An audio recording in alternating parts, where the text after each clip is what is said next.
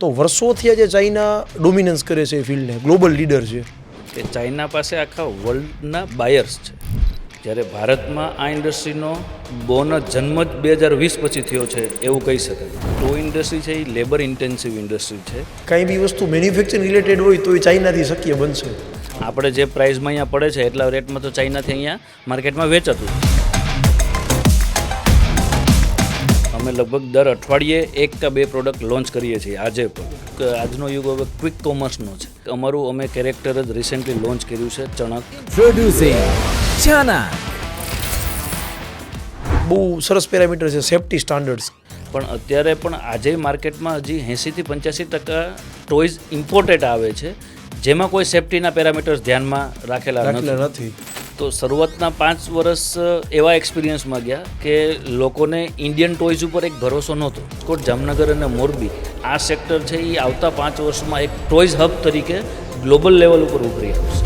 એટલે ઇનડાયરેક્ટલી ફંડરાઇઝિંગ કરવાથી જે તમને વેલ્યુ એડિશન કે જે નેટવર્ક બેનિફિટ મળે છે એ મારો અનુભવ એવો છે કે ખૂબ જ સારો છે. કેમ કે જેટલા સ્ટ્રોંગ તમારા પેપર્સ અને જેટલી ટ્રાન્સપરન્ટ તમારી પ્રેક્ટિસ હશે એટલા જ સારા ઇન્વેસ્ટર તમને મળશે. તમારા જીવનની કોઈ ફેલિયર મોમેન્ટ? મિસ્ટેક મારી એવી હતી કે મેં એનાલિસિસ કર્યા વગર પ્રોડક્ટ ડેવલપ કરવાનું વિચારી લીધું. અને હું દરેક એન્ટરપ્રિન્યોરને એવું જ કહીશ કે તમે રોજ મિસ્ટેક કરો. નમસ્કાર મિત્રો, આજે એક એવા વ્યક્તિને અને એક એવી ઇન્ડસ્ટ્રીઝને સમજવાનો દિવસ કે જેની ભારતમાં જ માર્કેટ સાઇઝ 16,000 કરોડની છે. આપણા બધા લોકોનું બાળપણ ઇન્ડસ્ટ્રીઝની આસપાસ વીતું છે. એ વસ્તુ એટલે આપણા ગમતા રમકડા. અને આજે એમના માટે આપણે જે વ્યક્તિને ઇન્વાઇટ કર્યા છે એ વ્યક્તિએ પોતાની બ્રાન્ડને સ્ક્રેચથી શરૂ કરીને આજે ભારતની વેલ નોન ટોપ બ્રાન્ડ છે.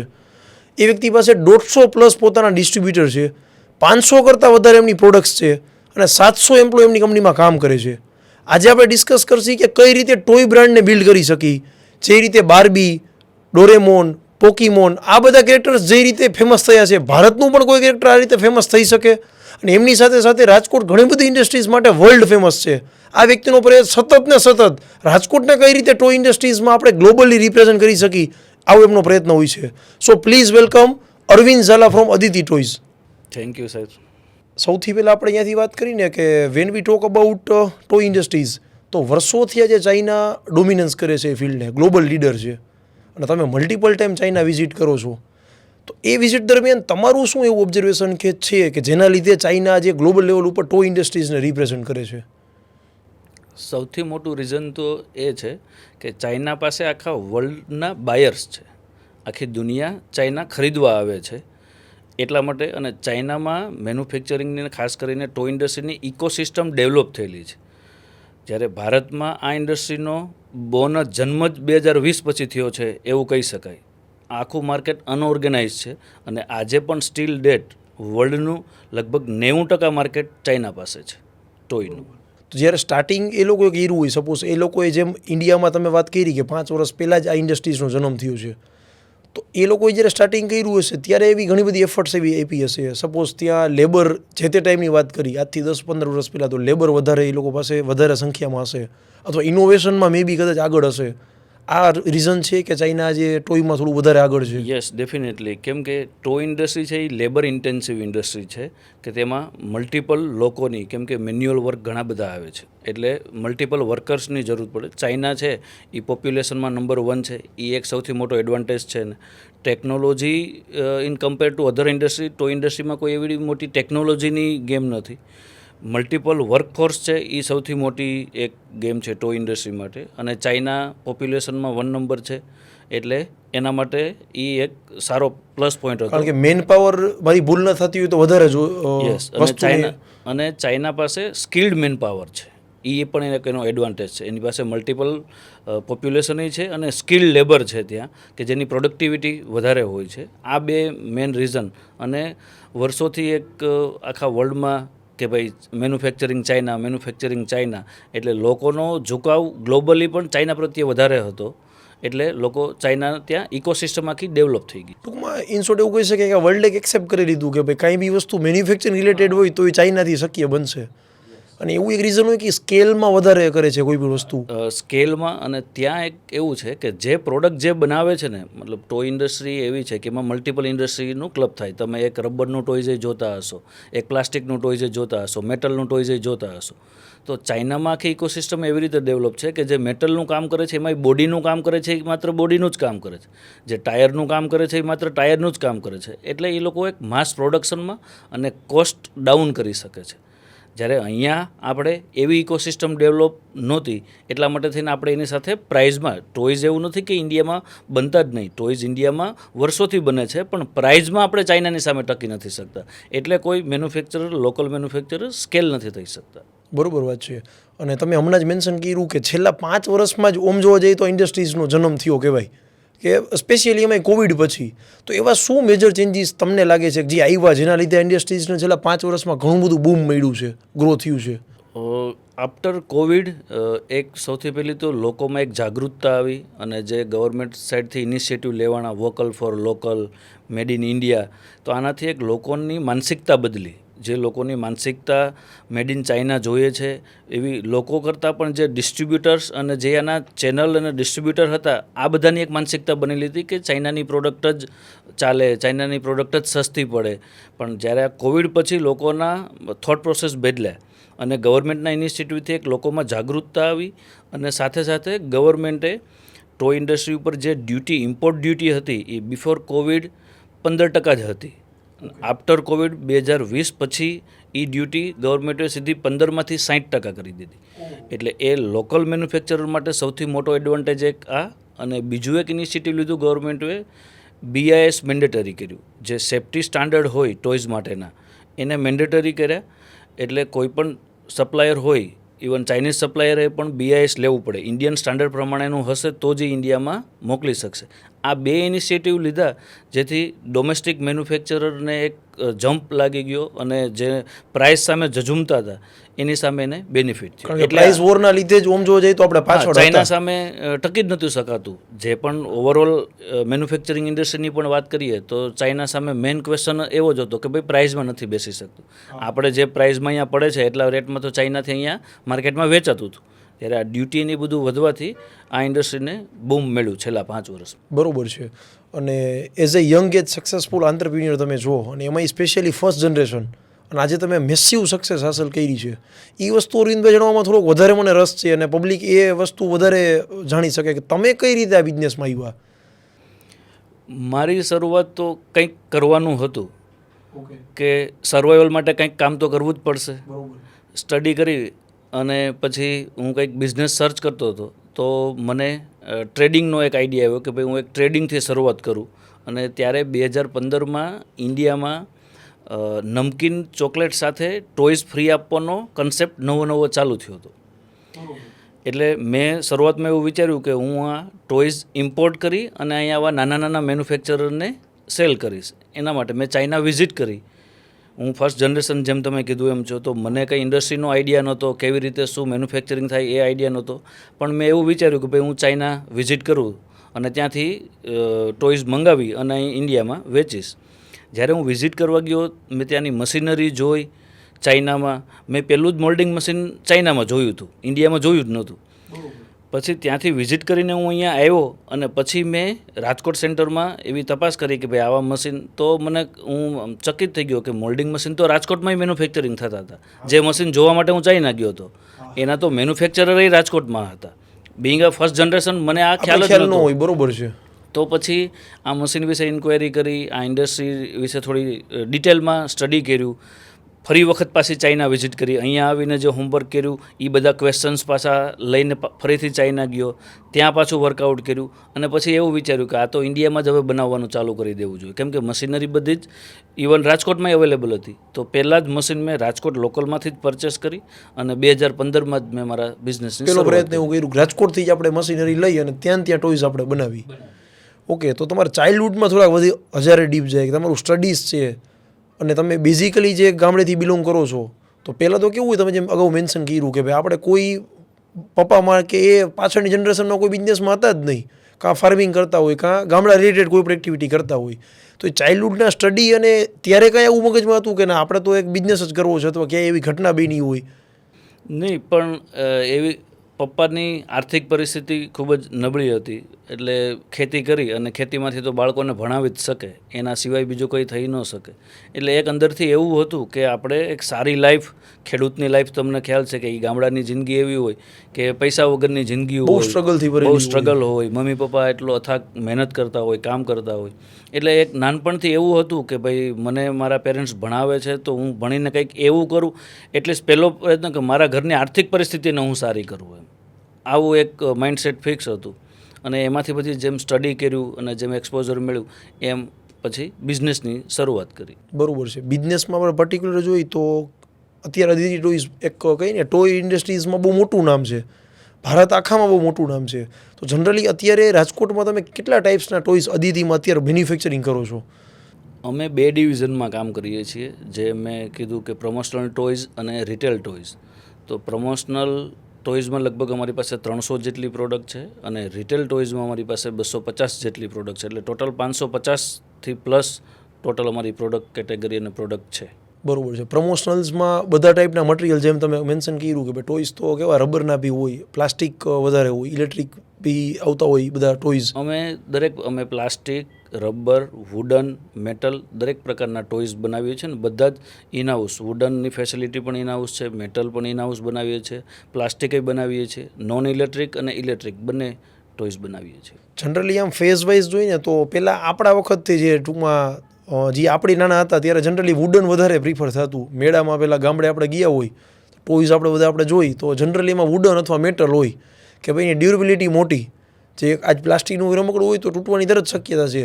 તો એ ફેઝમાં તમને કંઈ ચેન્જ દેખાય કે જે પહેલાં આપણે વુડન અને લોખંડ વધારે યુઝ કરતા, મારી ભૂલ ન થાય તો, અત્યારે ટોયઝ જનરલી પ્લાસ્ટિક અને એ વધારે આવતા જઈએ? હા, જે પહેલાં પ્લાસ્ટિકમાં પણ એટલી સારી ટેકનોલોજી નથી ઇન્ડિયામાં. આપણે જ્યારે નાના હતા ત્યારે ભારતમાં એવી સારી ટેકનોલોજી નથી. વુડન અને મેટલ ટોયઝ બનાવવાની સરખામણીમાં પ્લાસ્ટિક ટોયઝ બનાવવામાં થોડી વધારે સારી ટેકનોલોજીની અને એવા પ્રિસિશન મશીનની ને એવી બધી જરૂરિયાત હોય. એટલે અત્યારે જે માર્કેટમાં વધારે શેર છે એ પ્લાસ્ટિક ટોયઝનો છે કમ્પેર ટુ વુડન અને મેટલ. પણ હજી પણ એક વર્ગ એવો છે કે જેને વુડન અને મેટલને પણ પ્રિફરન્સ આપે છે આપે અત્યારે છે. બરોબર. ને પહેલાં શું થાય, વુડન હોય તો એ હેન્ડમેડ જ થાય. અત્યારે મે બી પ્લાસ્ટિક એ તો એ મોલ્ડમાં. હા, એટલે માસ પ્રોડક્શન વુડનમાં ચેલેન્જ એ આવે કે માસ પ્રોડક્શન કરવું થોડું મુશ્કેલ છે કમ્પેર ટુ પ્લાસ્ટિક. બરોબર વાત છે. એટલે હવે આટલા મોટા કન્ઝપ્શનમાં માસ પ્રોડક્શનમાં પ્લાસ્ટિક થોડું વધારે કન્વિનિયન્ટ રહે, એટલે લોકો પ્લાસ્ટિક બાજુ થોડા ડાયવર્ટ થાય છે. પણ આજે વુડનનો ચાહક વર્ગ છે એક સ્પેસિફિક, જેને વુડન જ વધારે પસંદ આવતું હોય એવું. ઓકે.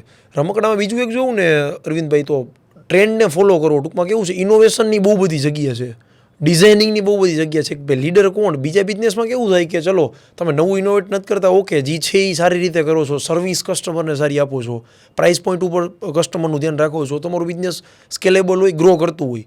તમે એક પર્ટિક્યુલર એવી એક ઇન્ડસ્ટ્રીઝમાંથી બિલોંગ કરો છો જેમાં સૌથી વધારે જરૂરિયાત કે જગ્યા ઇનોવેશનને છે, કે તમે જ્યારે નવી ડિઝાઇન લોન્ચ કરો, કોઈ નવું રમકડું લોન્ચ કરો, પ્રોડક્ટ લોન્ચ કરો, તો એ જે તમારી આખી ડિઝાઇનિંગ પ્રોસેસ છે, તો એમાં કાં તમે ચાઇલ્ડ ઓબ્ઝર્વેશનને વધારે ફોકસ કરો છો કે ટ્રેન્ડને ફોલો કરવાની ટ્રાય કરો. અત્યારે ટ્રેન્ડ કોનો ચાલુ છે બહુ તો મને તમારી ઇન્ડસ્ટ્રીઝની ખ્યાલ ના હોય, પણ સપોઝ સમજો કે લબુબુ ડોલ એક ટાઈમે આવતું, તો આખું વર્ક પછી લબુબુ બાજુ જાય, વળી પાછો કોઈ નવો ટ્રેન્ડ આવે 6 મહિનામાં. તો એ ડિઝાઇનિંગ પ્રોસેસ કેવી રીતે છે તમારી? તમે જેમ વાત કરી એમ ટ્રેન્ડિંગ આઇટમ અને આ ઇન્ડસ્ટ્રી એવી છે કે અમારે રોજ કંઈક નવું આપવાનું છે. અમે લગભગ દર અઠવાડિયે 1 કે 2 પ્રોડક્ટ લોન્ચ કરીએ છીએ આજે પણ. એટલે મહિનાની 5 થી 6 પ્રોડક્ટ અમે લોન્ચ કરીએ જ છીએ, કેમ કે આ ઇન્ડસ્ટ્રીમાં રોજ નવું આપવું પડે. આપણું બાળક હોય તો એકનું એક ટોયસથી નહીં રમે. જ્યારે આનો ડિઝાઇનિંગ કન્સેપ્ટની વાત કરીએ તો કન્સેપ્ટ ડિઝાઇનર હોય કે જે ડિઝાઇનરો હોય એ આઈડિયાઝ એને આવે કે નવો કન્સેપ્ટ. તમે જેમ લબુબુની વાત કરી એવી જ રીતે તમે પોપિટ બહુ ફેમસ થયું હતું, ફિજેટ સ્પિનર બહુ ફેમસ થયું હતું. એટલે આવી જ્યારે ટ્રેન્ડિંગ આઇટમ હોય ત્યારે આનું ઇન્વેન્શન અમુક પ્રોડક્ટનું ચાઇનાથી પણ ઇન્વેન્શન થતું હોય, અમુક બીજા પણ કન્ટ્રીમાંથી ઇન્વેન્શન થતું હોય. એટલે જ્યારે આવા ટ્રેન્ડિંગ આઇટમો અમે હોય તો એ અમારા ધ્યાનમાં આવે એટલે તરત જ અમે એમાં શું વેલ્યુ એડિશન કરી અને એવી પ્રોડક્ટ બનાવીએ અને એનું માસ પ્રોડક્શન કરીએ. જ્યારે આવા કોઈ નવા, હવે અમે એના ઉપર વર્ક કરીએ છીએ કે આવા જ કોઈ કન્સેપ્ટ આપણે ત્યાંથી ઇન્વેન્ટ થાય, એના માટેની અમે કન્સેપ્ટ ડિઝાઇનરની ટીમ પણ બનાવી રહ્યા છીએ કે જે કોઈ નવો ટોયઝનો કન્સેપ્ટ છે, અમુક આપણા જે જૂના ટ્રેડિશનલ ટોયઝ હતા એમાં શું ચેન્જીસ કરી અને આજના યુગ પ્રમાણે આજના બાળકોને યુઝફુલ થાય એવો કંઈ નવો ટ્રેન્ડ. તો અમારું પ્લાનિંગ છે કે આવતા વર્ષમાં અમે એવા નવા કન્સેપ્ટ ટોયઝ લોન્ચ કરશું કે જે ફર્સ્ટ ટાઈમ આપણે ડિઝાઇન કરેલો કોન્સેપ્ટ જે આપણે કન્સેપ્ટ ડિઝાઇન આપણે કર્યો હોય અને નવું જ માર્કેટમાં આપણે જનરલી એવું થતું હોય કે ભાઈ બહાર કોઈ યુએસએમાં યુરોપિયન કન્ટ્રીમાં કે બીજે કોઈ ફેમસ થયું છે, કોઈ કેરેક્ટર છે, કોઈ એવું ટોયસ છે, કોઈ એવો ટ્રેન્ડ નવો ચાલુ થયો તો જનરલી આપણે એને એડોપ્ટ કરતા હોય, ઓબ્ઝર્વ કરીને પછી તમે જેમ વાત કરી એમ નોમિનલ ચેન્જીસ કરીને આપણે લોન્ચ કરી દેતા હોય. પણ તમે જેમ કહ્યું આજના બાળકોની નીડ એવી છે કે ટ્રેન્ડ બહુ જલ્દીથી આવે છે અને પૂરો બહુ જલ્દીથી થઈ જાય છે, એટલે નવો તમારે આ માર્કેટને સતત આપતું રહેવું પડે છે. અને હવે અમે આ એક સ્કેલે પહોંચ્યા પછી અમે આવી આખી એક R&D ટીમ ડેવલપ કરી રહ્યા છીએ કે માર્કેટમાં આપણો જ કન્સેપ્ટ લઈ અને આપણે ઇન્ડિયન કલ્ચરને ગ્લોબલી રિપ્રેઝેન્ટ કરીએ. આ ટાઈપના ટોયઝ અમે આવનારા ભવિષ્યમાં લોન્ચ કરવાનું વિચારીએ છીએ. એક થોડોક આઉટ ઓફ સિલેબસ ક્વેશ્ચન થાય, બટ મને એક ક્યુરિયોસિટી છે કે આપણે કેવું સોશિયલ ગેધરિંગમાં જતા હોય એટલે જનરલ લોકો પૂછતા હોય. ગઈકાલે જે ગેધરિંગમાં મને એક ભાઈ પૂછ્યું કે અત્યારે સ્ટુડન્ટ્સને આગળ સ્ટડી કરાવવું હોય તો આપણે ટાઈમે સ્ટડીમાં કેવું હતું કે સાયન્સ ભણી લીધું, કોમર્સ થઈ ગયું, સાયન્સમાં ડિફિકલ્ટ 3-4 વસ્તુ જોઈએ કે કાંઈ એન્જિનિયરિંગ કરો, કાં મેડિકલ ફિલ્ડમાં વહી જાવ. ઘણા બધા અત્યારે ક્રિએટિવ બ્રેનને લોકો મેં જોયા, ઓબ્ઝર્વેશન મારું છે કે લોકો બહુ ક્રિએટિવ આઈડિયાઝ હોય, ફટાફટ ક્યાંક ઇનોવેશન આવડતું હોય ને આપણે એ જટ લઈને જોવે, કોપી કરે, પોતાના આઈડિયામાં એડ ઓન કરે ને કંઈક નવું સરસ ક્રિએટિવ કરે. આવા જે ક્રિએટિવ પીપલ હોય એના માટે કન્સેપ્ટ ડિઝાઇનિંગ તમે સરસ શબ્દ યુઝ કર્યું. એ ફિલ્ડ તમારી દ્રષ્ટિએ ઇન ફ્યુચર કેવું એઝ એ કરિયર જ્યારે જોઈ ત્યારે એ ફિલ્ડને? ખૂબ જ સારું. અત્યારે અમારે ત્યાં પણ અમુક કોલેજીસના student as a intern join કરે છે. આ લોકોના એટલા બધા સારા ક્રિએટિવ માઇન્ડ હોય છે કે નવા કન્સેપ્ટ અને જે એક્ઝિસ્ટિંગ પણ જે પ્રોડક્ટ છે એમાં આ યંગ બ્લડના જે આઈડિયાઝ હોય છે, જે વેલ્યુ એડિશન કરવાના પ્રોડક્ટમાં ફીચર્સ, તો એ ખૂબ સારા હોય છે. તો આ દિશામાં પણ લોકો, આપણે ગુજરાતમાં જ ઇન્સ્ટિટ્યૂટ છે NID, national institute of design, ત્યાંથી પણ ઘણી વખત સ્ટુડન્ટ અમારે ત્યાં વિઝિટમાં આવતા હોય, ત્યાંથી પણ અમે ઇન્ટર્ન્સ. તો આ બધી સ્ટુડન્ટે વિચારવું જોઈએ, સ્ટુડન્ટે 100% વિચારવું જોઈએ કે ઇન્વેન્શન એ ક્રિએટિવિટીમાં આવનારું ભવિષ્યમાં એમને એના કેરિયર સારી રીતે સેટ કરી શકે. કારણ કે આ ઇન્ડસ્ટ્રીઝ છે, એવી ઘણી બધી ઇન્ડસ્ટ્રીઝ છે કે એની ફૂલ મને એવું લાગે છે કે ડિમાન્ડ જ છે અને એક ભારતને જરૂરિયાત જ છે આવા ક્રિએટિવ લોકોની. યસ, કે જેમાં ઇનોવેશન થતું રહેવાનું. ટોયઝ ઇન્ડસ્ટ્રી હોય કે બીજી કોઈ પણ ઇન્ડસ્ટ્રી હોય, ડિઝાઇન હવે લોકોને ડિઝાઇન અને કન્સેપ્ચ્યુઅલ લોકોનું થોડું ફોકસ વધ્યું છે. આપણે અત્યારે કોઈ પણ પ્રોડક્ટ, તમે કપડાં લેશો, શૂઝ લેશો, કોઈ પણ લેશો તો આપણે એસ્થેટિકલી લુક પહેલાં જોશું. હવે આ બધો ટ્રેન્ડ છે, તો ક્રિએટિવિટી બાજુ કોઈ પણ સ્ટુડન્ટને કેરિયર બનાવવાની ફ્યુચર માટે ખૂબ સારી ઓપોર્ચ્યુનિટીઓ છે. બરોબર છે. બીજું એક છે એ કોઈ નીડ કે એકચ્યુઅલી મને એ વસ્તુની જરૂરિયાત છે, સપોઝ સારા કપડાં છે, કોઈ કાર છે, એ કોઈ માત્ર ને માત્ર નીડ નથી, બટ કેપેબલ હોય કે ન હોય એ જોયા વગર ખાલી ફોલો કરવું કે ભાઈ અરવિંદભાઈએ કર્યું તો મારે કરવું જ જોઈએ, એને આમ કર્યું તો મારે આ કરવું જ જોઈએ.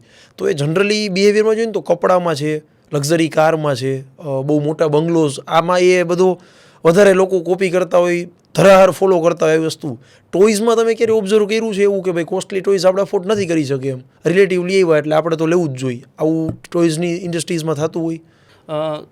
કમ્પેર ટુ લાઇફસ્ટાઈલ અહીંયા ટોયઝ ઇન્ડસ્ટ્રીમાં ઓછું થાય, પણ આવું કમ્પેરિઝન તો એક માણસનો સ્વભાવ છે, એટલે કમ્પેરિઝન માણસ ક્યારેય મૂકી નહીં શકે. બરોબર છે. એટલે એવું તો થાય જ છે, પણ કમ્પેર ટુ અધર ઇન્ડસ્ટ્રી આ ઇન્ડસ્ટ્રીમાં એવું ઓછું થાય છે. બરોબર છે. અને એક તમે વાત કરી ટ્રેન્ડ જેટલી સ્પીડે આવે છે કદાચ એટલી સ્પીડે ફટાફટ પૂરોય થઈ જાય છે. તો એ કન્ડિશનમાં કેવું થાય કે કોઈ ટ્રેન્ડને જોઈને સપોઝ આપણે લબુબુનું એક્ઝામ્પલ લઈ ભાઈ ડોલ મેન્યુફેક્ચરિંગ તમે કરી, બલ્કમાં કરી, તમારું તો આમ બી બહુ મોટી ફેસિલિટી યુનિટ છે તમારું, તો કોઈ વખત એવું બનતું હોય કે ચલો બહુ લાર્જ સ્કેલમાં એ આપણે પ્રોડક્ટ બનાવી નાખી, ટ્રેન્ડ એટલી સ્પીડમાં એનો પૂરો થઈ ગયો, કાં કોઈ નવો ટ્રેન્ડ જ આવી ગયો, તો આ કેસમાં ડેડ સ્ટોક થતો હોય તો એને કઈ રીતે મેનેજ કરો છો?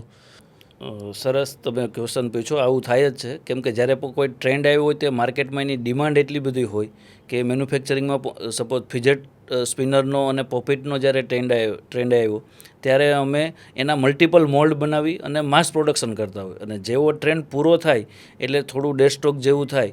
પણ ઇન્ડિયન કન્ઝ્યુમરની પેટર્ન જોઈએ તો કેવું છે કે ટ્રેન્ડ આવે એ આઇટમ પછી એટલું વોલ્યુમમાં ટ્રેન્ડ હોય ત્યાં સુધી વોલ્યુમ હોય, પણ એ પછી સાવ બંધ નથી થઈ જતી. તમને ખ્યાલ હોય તો તમે ને હું જ્યારે નાના હતા ત્યારે આપણે જે ટોયઝથી રમતા હતા એ જ ટોયઝ આજે માર્કેટમાં મળે તો છે જ. એનું એટલું વોલ્યુમ ન હોય પણ મળે છે. એટલે એ સચ એટલો મોટો કોઈ ડેડ સ્ટોક ન થાય, પણ એવું બની શકે કે તમારે જ્યારે ટ્રેન્ડ પૂરો થાય એ પછી તમારે 6 મહિના સુધી એ પ્રોડક્ટ ધીરે ધીરે અને સ્કીમ ડિસ્કાઉન્ટ ને એવું કરીને માર્કેટ એક વખત એને કન્ઝ્યુમ કરી લે. કન્ઝ્યુમ એકવાર માર્કેટ એને કરી લઈએ, પણ ટૂંકમાં સાવ પૂરું ન થાય અને ક્યાંક ને ક્યાંક એનું વેચાણ. જે અમુક રમકડા એવા છે કે જે આપણા પપ્પા પણ રમતા હતા, આપણે રમ્યા છે અને આજના બાળકોએ રમે છે, પણ એમાં થોડા ઘણા ફેરફાર થઈ અને વેલ્યુ એડિશન ફીચર્સ સાથે આજે પણ ઘણા બધા એવા ટોયઝ તમે મારી પ્રોડક્ટ ગેલેરી તમને બતાવું તો તમને એમાં ઘણા બધા ટોયઝ તમને અટેચમેન્ટ આવશે કે આ ટોયથી તો હું રમેલું છું. તો આજે પણ એવી પ્રોડક્ટ ચાલે છે. પેલું કે સુપરલેટિવ પ્રોડક્ટ હોય કે 30 વર્ષથી પ્રૂવન છે, હજી આગલા 30 વર્ષ સુધી પ્રોડક્ટ ચાલવાની જ છે હા, ટૂંકમાં. હવે એમાં કલર અને થોડા ફીચર્સ બધું એડ ઓન થઈ જાય સમય પ્રમાણે. બાકી અમુક હજી જૂના ટ્રેડિશનલ ટોયઝનું પણ આજે માર્કેટ છે. બરોબર વાત છે. એક બહુ જ મને ઘણી બધી વખત ક્વેશ્ચન થાય કે આપણા પપ્પાને એ લોકોની જ ઇન્કમ હતી, આપણા પેરેન્ટ્સની, અને અત્યારના પેરેન્ટ્સ જે છે તો ડિસ્પોઝેબલ ઇન્કમ પ્લસ જ થઈ છે. તો એ પેરેન્ટ્સની સ્પેન્ડિંગ બિહેવિયરમાં કે ભાઈ આપણે અત્યારે એક્સ અમાઉન્ટના રમકડા લેતા, અને અત્યારના પેરેન્ટ્સ આ બેના બિહેવિયરમાં, કારણ કે તમે બે ફેસ જોયા છે, તમને એમાં ડિફરન્સ લાગે છે કે ના અત્યારે ટોયઝ લેવાની સ્પેન્ડિંગ કેપેસિટી પેરેન્ટ્સની પ્લસ થઈ છે, કારણ કે ડિસ્પોઝેબલ ઇન્કમ બહુ વધી, જરૂરિયાત વગરનો ખર્ચો આજ બહુ જાજો આપણે કરી છે, આવું મારું ઓબ્ઝર્વેશન છે. તો એ ટોયઝમાં ફેર તમને લાગે છે? અમે તો આ બધા ડેટા ઉપર એનાલિસિસ કરતા હોય. છેલ્લા 5 વર્ષમાં વર્ષે ને વર્ષે ડિસ્પોઝેબલ ઇન્કમ જેમ તમે વાત કરી એ પેરેન્ટ્સની વધતી જાય છે, અને ટોયઝ ઉપર ખર્ચય પેરેન્ટ્સ વધારે ને વધારે કરે છે. દર વર્ષે આમાં વધારો આવે છે. પહેલાં શરૂઆતમાં જ્યારે અમે કોઈ 500 રૂપિયાની પ્રોડક્ટ બનાવતા કે જેની MRP 500 રૂપિયા હોય, તો અમને એક અંદરથી એવો ડર હતો આજથી 4 વર્ષ પહેલાં કે આ 500 રૂપિયાની પ્રોડક્ટ માર્કેટમાં મૂકશું તો ચાલશે, આનો આપણને વોલ્યુમ મળશે. પણ છેલ્લા 5 વર્ષમાં અમે એવું ફીલ કર્યું કે લોકોની પેરેન્ટ્સની સ્પેન્ડિંગ કેપેસિટી વધતી જાય છે. ઇન્ડિયામાં પણ ઇન્કમ, તમે જેમ કીધું ડિસ્પોઝેબલ ઇન્કમ વધતી જાય છે એમ, અને લોકોને એક અવેરનેસ છે, પેરેન્ટ્સને અવેરનેસ છે કે બાળક માટે એ લર્નિંગ ટોયઝ, ટેમ ટોયઝ આ બધા ઉપર ખર્ચ કરે છે. અને 2000 કે 4000 સુધીની MRP વાળી પ્રોડક્ટ છે અમારી પાસે. અમને શરૂઆતમાં ડર હતો, પણ એ પણ સારા એવા વોલ્યુમમાં સેલ થાય છે. એટલે જે પેરેન્ટ્સનો બિહેવિયર છે એ ચેન્જ થતો જાય છે કે એ બાળક પ્રત્યે અને ટોયઝ પ્રત્યે ખર્ચ કરે છે. 4000નું ટોયઝ પણ લે છે. ઘણી વખત કેવું હોય કે અમુક ટોયઝમાંથી બાળકના માઇન્ડનો ડેવલપમેન્ટ થતું હોય, ક્રિએટિવિટી હોય, પઝલ્સ રિલેટેડ ટોયઝ હોય કે એક્ટિવિટી રિલેટેડ ટોયઝ હોય, એટલે એનાથી એના બ્રેનનું ડેવલપમેન્ટ થાય છે. એટલે ભારતમાં ખાસ કરીને પેરેન્ટની સ્પેન્ડિંગ કેપેસિટી વર્ષે ને વર્ષે વધતી જાય છે, અને લોકો સારો એવો ખર્ચ કરે છે ટોયઝ પાછળ, સારો એવો ખર્ચ. હા, સાચી વાત છે. એક ટાઈમે ના કરતા, આપણે સપોઝ પેરેન્ટ્સને ખબર બી હોય કે આમાંથી વિકાસ થશે, બટ એ સ્પેન્ડ ના કરી શકતા, હવે એ સ્પેન્ડ કરે છે. તો આ ઇન્ડસ્ટ્રીઝ માટે એ પ્લસ પોઈન્ટ કહેવાય. બે આપણે કમ્પેર કરીને ઓફલાઈન વર્સિસ ઓનલાઈન, આજે જે અદિતિ ટોયઝને લઈને આપણે કમ્પેરિઝન કરી, તો કેવું પલડું તમારી દ્રષ્ટિએ સેલ્સમાં વધારે પાવરફુલ છે? અત્યારે અમારું ઓફલાઈન વધારે સારું છે. અત્યારે અમારે જો સેલ્સ એમાંથી લગભગ 80% ઓફલાઈન છે અને 20% ઓનલાઈન છે. પણ આવનાર 2 થી 3 વર્ષમાં એ 50-50% થઈ જશે, કેમ કે માર્કેટનો જે ટ્રેન્ડ છે કે લોકો ઓનલાઈન ઉપર વધારે ફોકસ છે. લોકો પાસે સમય, ખાસ કરીને મેટ્રો સિટીમાં તમને વાત કરું કે મુંબઈ, દિલ્હી, બેંગ્લોર આવા સિટીમાં ઓનલાઈન સેલ્સ વધારે છે ઓફલાઈન કરતાં. એટલે આગળ જતાં જેમ જેમ થશે એમ ઓનલાઈનનો માર્કેટ શેર વધતો જશે. સ્ટોર ઉપર આવીને પરચેસ કરવું એ લોકોને થોડું મેટ્રો સિટીઝમાં પેલું હા, ઓડ લાગે છે. સમસ્યા. અને હવે રિસેન્ટલી તમે જોયું કે આજનો યુગ હવે ક્વિક કોમર્સનો છે. ટોયઝ એવી પ્રોડક્ટ છે કે લોકો ઇમ્પલ્સિવ બાઇંગ પ્રોડક્ટ છે કે એનું કોઈ 2 દિવસ, માન લો કે 2 દિવસ પહેલાં કે 5 દિવસ પહેલાં પ્લાનિંગ જનરલી થતું ન હોય. અત્યારે જ બાળક રેડ્યું અથવા તો કોઈના બર્થડેમાં જવાનું છે તો આપણને જલ્દી ટોયઝ જોતું હોય. તો ક્વિક કોમર્સ આવનારા 5 વર્ષમાં ટોયનું સેગમેન્ટ છે એ ક્વિક કોમર્સમાં વધારે સારું, કે જે બ્લિંકિટ, જેપ્ટો આ બધામાં એનું ફ્યુચર વધારે સારું છે. કેમ કે ટોયઝ મેં જેમ કીધું કે ઇમ્પલ્સ બાઇંગવાળી પ્રોડક્ટ છે. મને 10 મિનિટમાં ડિલિવરી બ્લિંકિટમાં મળી જશે, તો બાળક રોવાનું ચાલુ કરશે, 10 મિનિટમાં જ ટોયઝ એના હાથમાં આવી જશે, તો એ જલ્દી શાંત થઈ જશે. એટલે આવનારો યુગ ક્વિક કોમર્સ બાજુ વધારે અમને. તો હવે વેઇટ કરવાની પેલી વહી ગયા જ. મને યાદ છે ને કે આપણે કોઈ ટોયઝ માટે કજિયો કરતા સપોઝ, તો એ મને ખ્યાલ છે ત્યાં સુધી 1 મહિનામાં હાથમાં આવે તો આવે, એટલું વેઇટિંગ તો આપણી વખતે હતું જ. આપણા વખતે એવું હતું. પછી આપણે કોઈ મેળામાં કે જતા મમ્મી પપ્પા સાથે, તો ત્યારે આપણે વળી તાત્કાલિક મળતું. પપ્પાના મૂડ ઉપર થોડુંક જાય કે આજે રિક્વાયરમેન્ટ મૂકી હોય તો તમે જેમ કીધું મહિના દિવસે મળે, 1.5 મહિનાએ મળે, 2ની રિક્વાયરમેન્ટ હોય તો 1 મળે.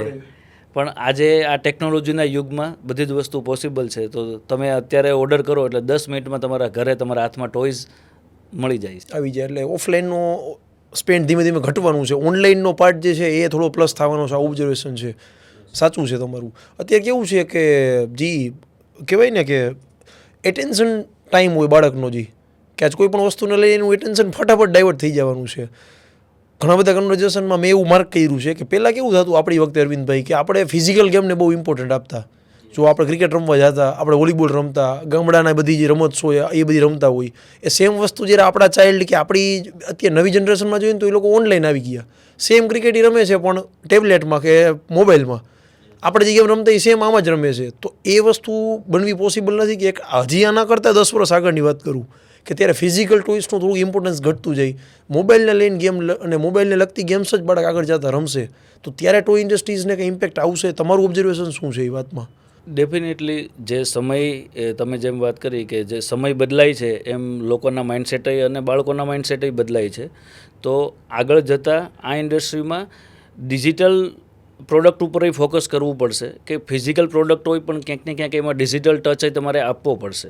અમારું પ્લાનિંગ છે કે આગળ જતાં AI based toys, stem toys, આવા બધા ટોયઝ અમે ડેવલપ કરશું કે જે એમના માઇન્ડને કનેક્ટેડ રાખે અને જે ડિજિટલી એક બાળકોને હેબિટ પડી ગઈ છે બધી જ વસ્તુ મોબાઈલથી. તો અમે એવા પ્રોડક્ટ લોન્ચ કરવાનું પ્લાનિંગ કરી રહ્યા છીએ કે જે મોબાઈલ સાથે પણ કનેક્ટેડ હશે, જે AI સાથે કનેક્ટેડ હશે અને એમાં એનો સિલેબસ પણ ક્યાંક ને ક્યાંક ઇન્કોર્પોરેટ કરશું. અમે એવા પણ ટોયઝ ડેવલપ કરવા ઉપર અત્યારે R&D કરી રહ્યા છે.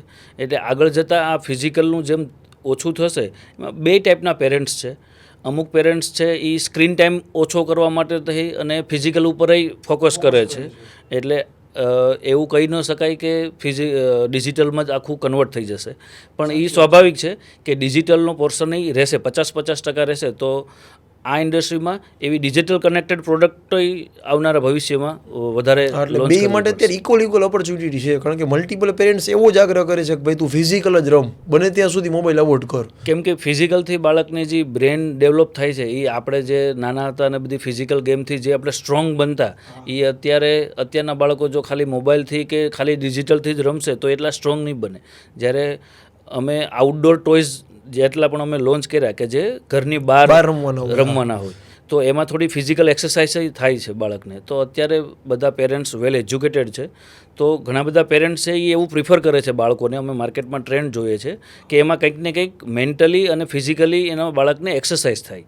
કોઈ એવી ગેમ્સ કે એવા એજ્યુકેશન રિલેટેડ ટોયઝ ઉપર વધારે ફોકસ છે પેરેન્ટ્સનું. હા, અને પેરેન્ટનું સ્પેન્ડિંગ એ કેવું હોય કે એજ્યુકેશનલ ટોયઝ ઉપર થોડો વધારે અત્યારે વાર મૂકતા હોય પેરેન્ટ્સ કે ભાઈ બે વસ્તુ ભેગી થાય. તમે કીધું અમે એનું જે સિલેબસ છે એ બી ભેગું ઇન્કોર્પોરેટ કરી તો સ્ટડી બી ચાલુ રહીએ, એનું એક એન્ટરટેનમેન્ટ બી ચાલુ રહે. બે વસ્તુ એને ભેગું ચાલુ રહે. એટલે અત્યારે પેરેન્ટ્સ જ એવું ઈચ્છે છે કે મારા બાળકને રમતા રમતા શીખી જાય.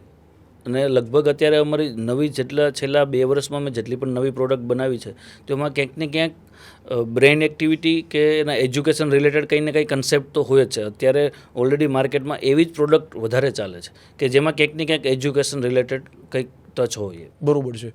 એક આપણે જોઈએ ને કે પ્રોડક્ટને સેલ કરવાની જ્યારે વાત આવે સ્પેસિફિક થોડું બિઝનેસ પોઈન્ટ ઓફ વ્યૂથી આપણે આખી વસ્તુ જોઈ.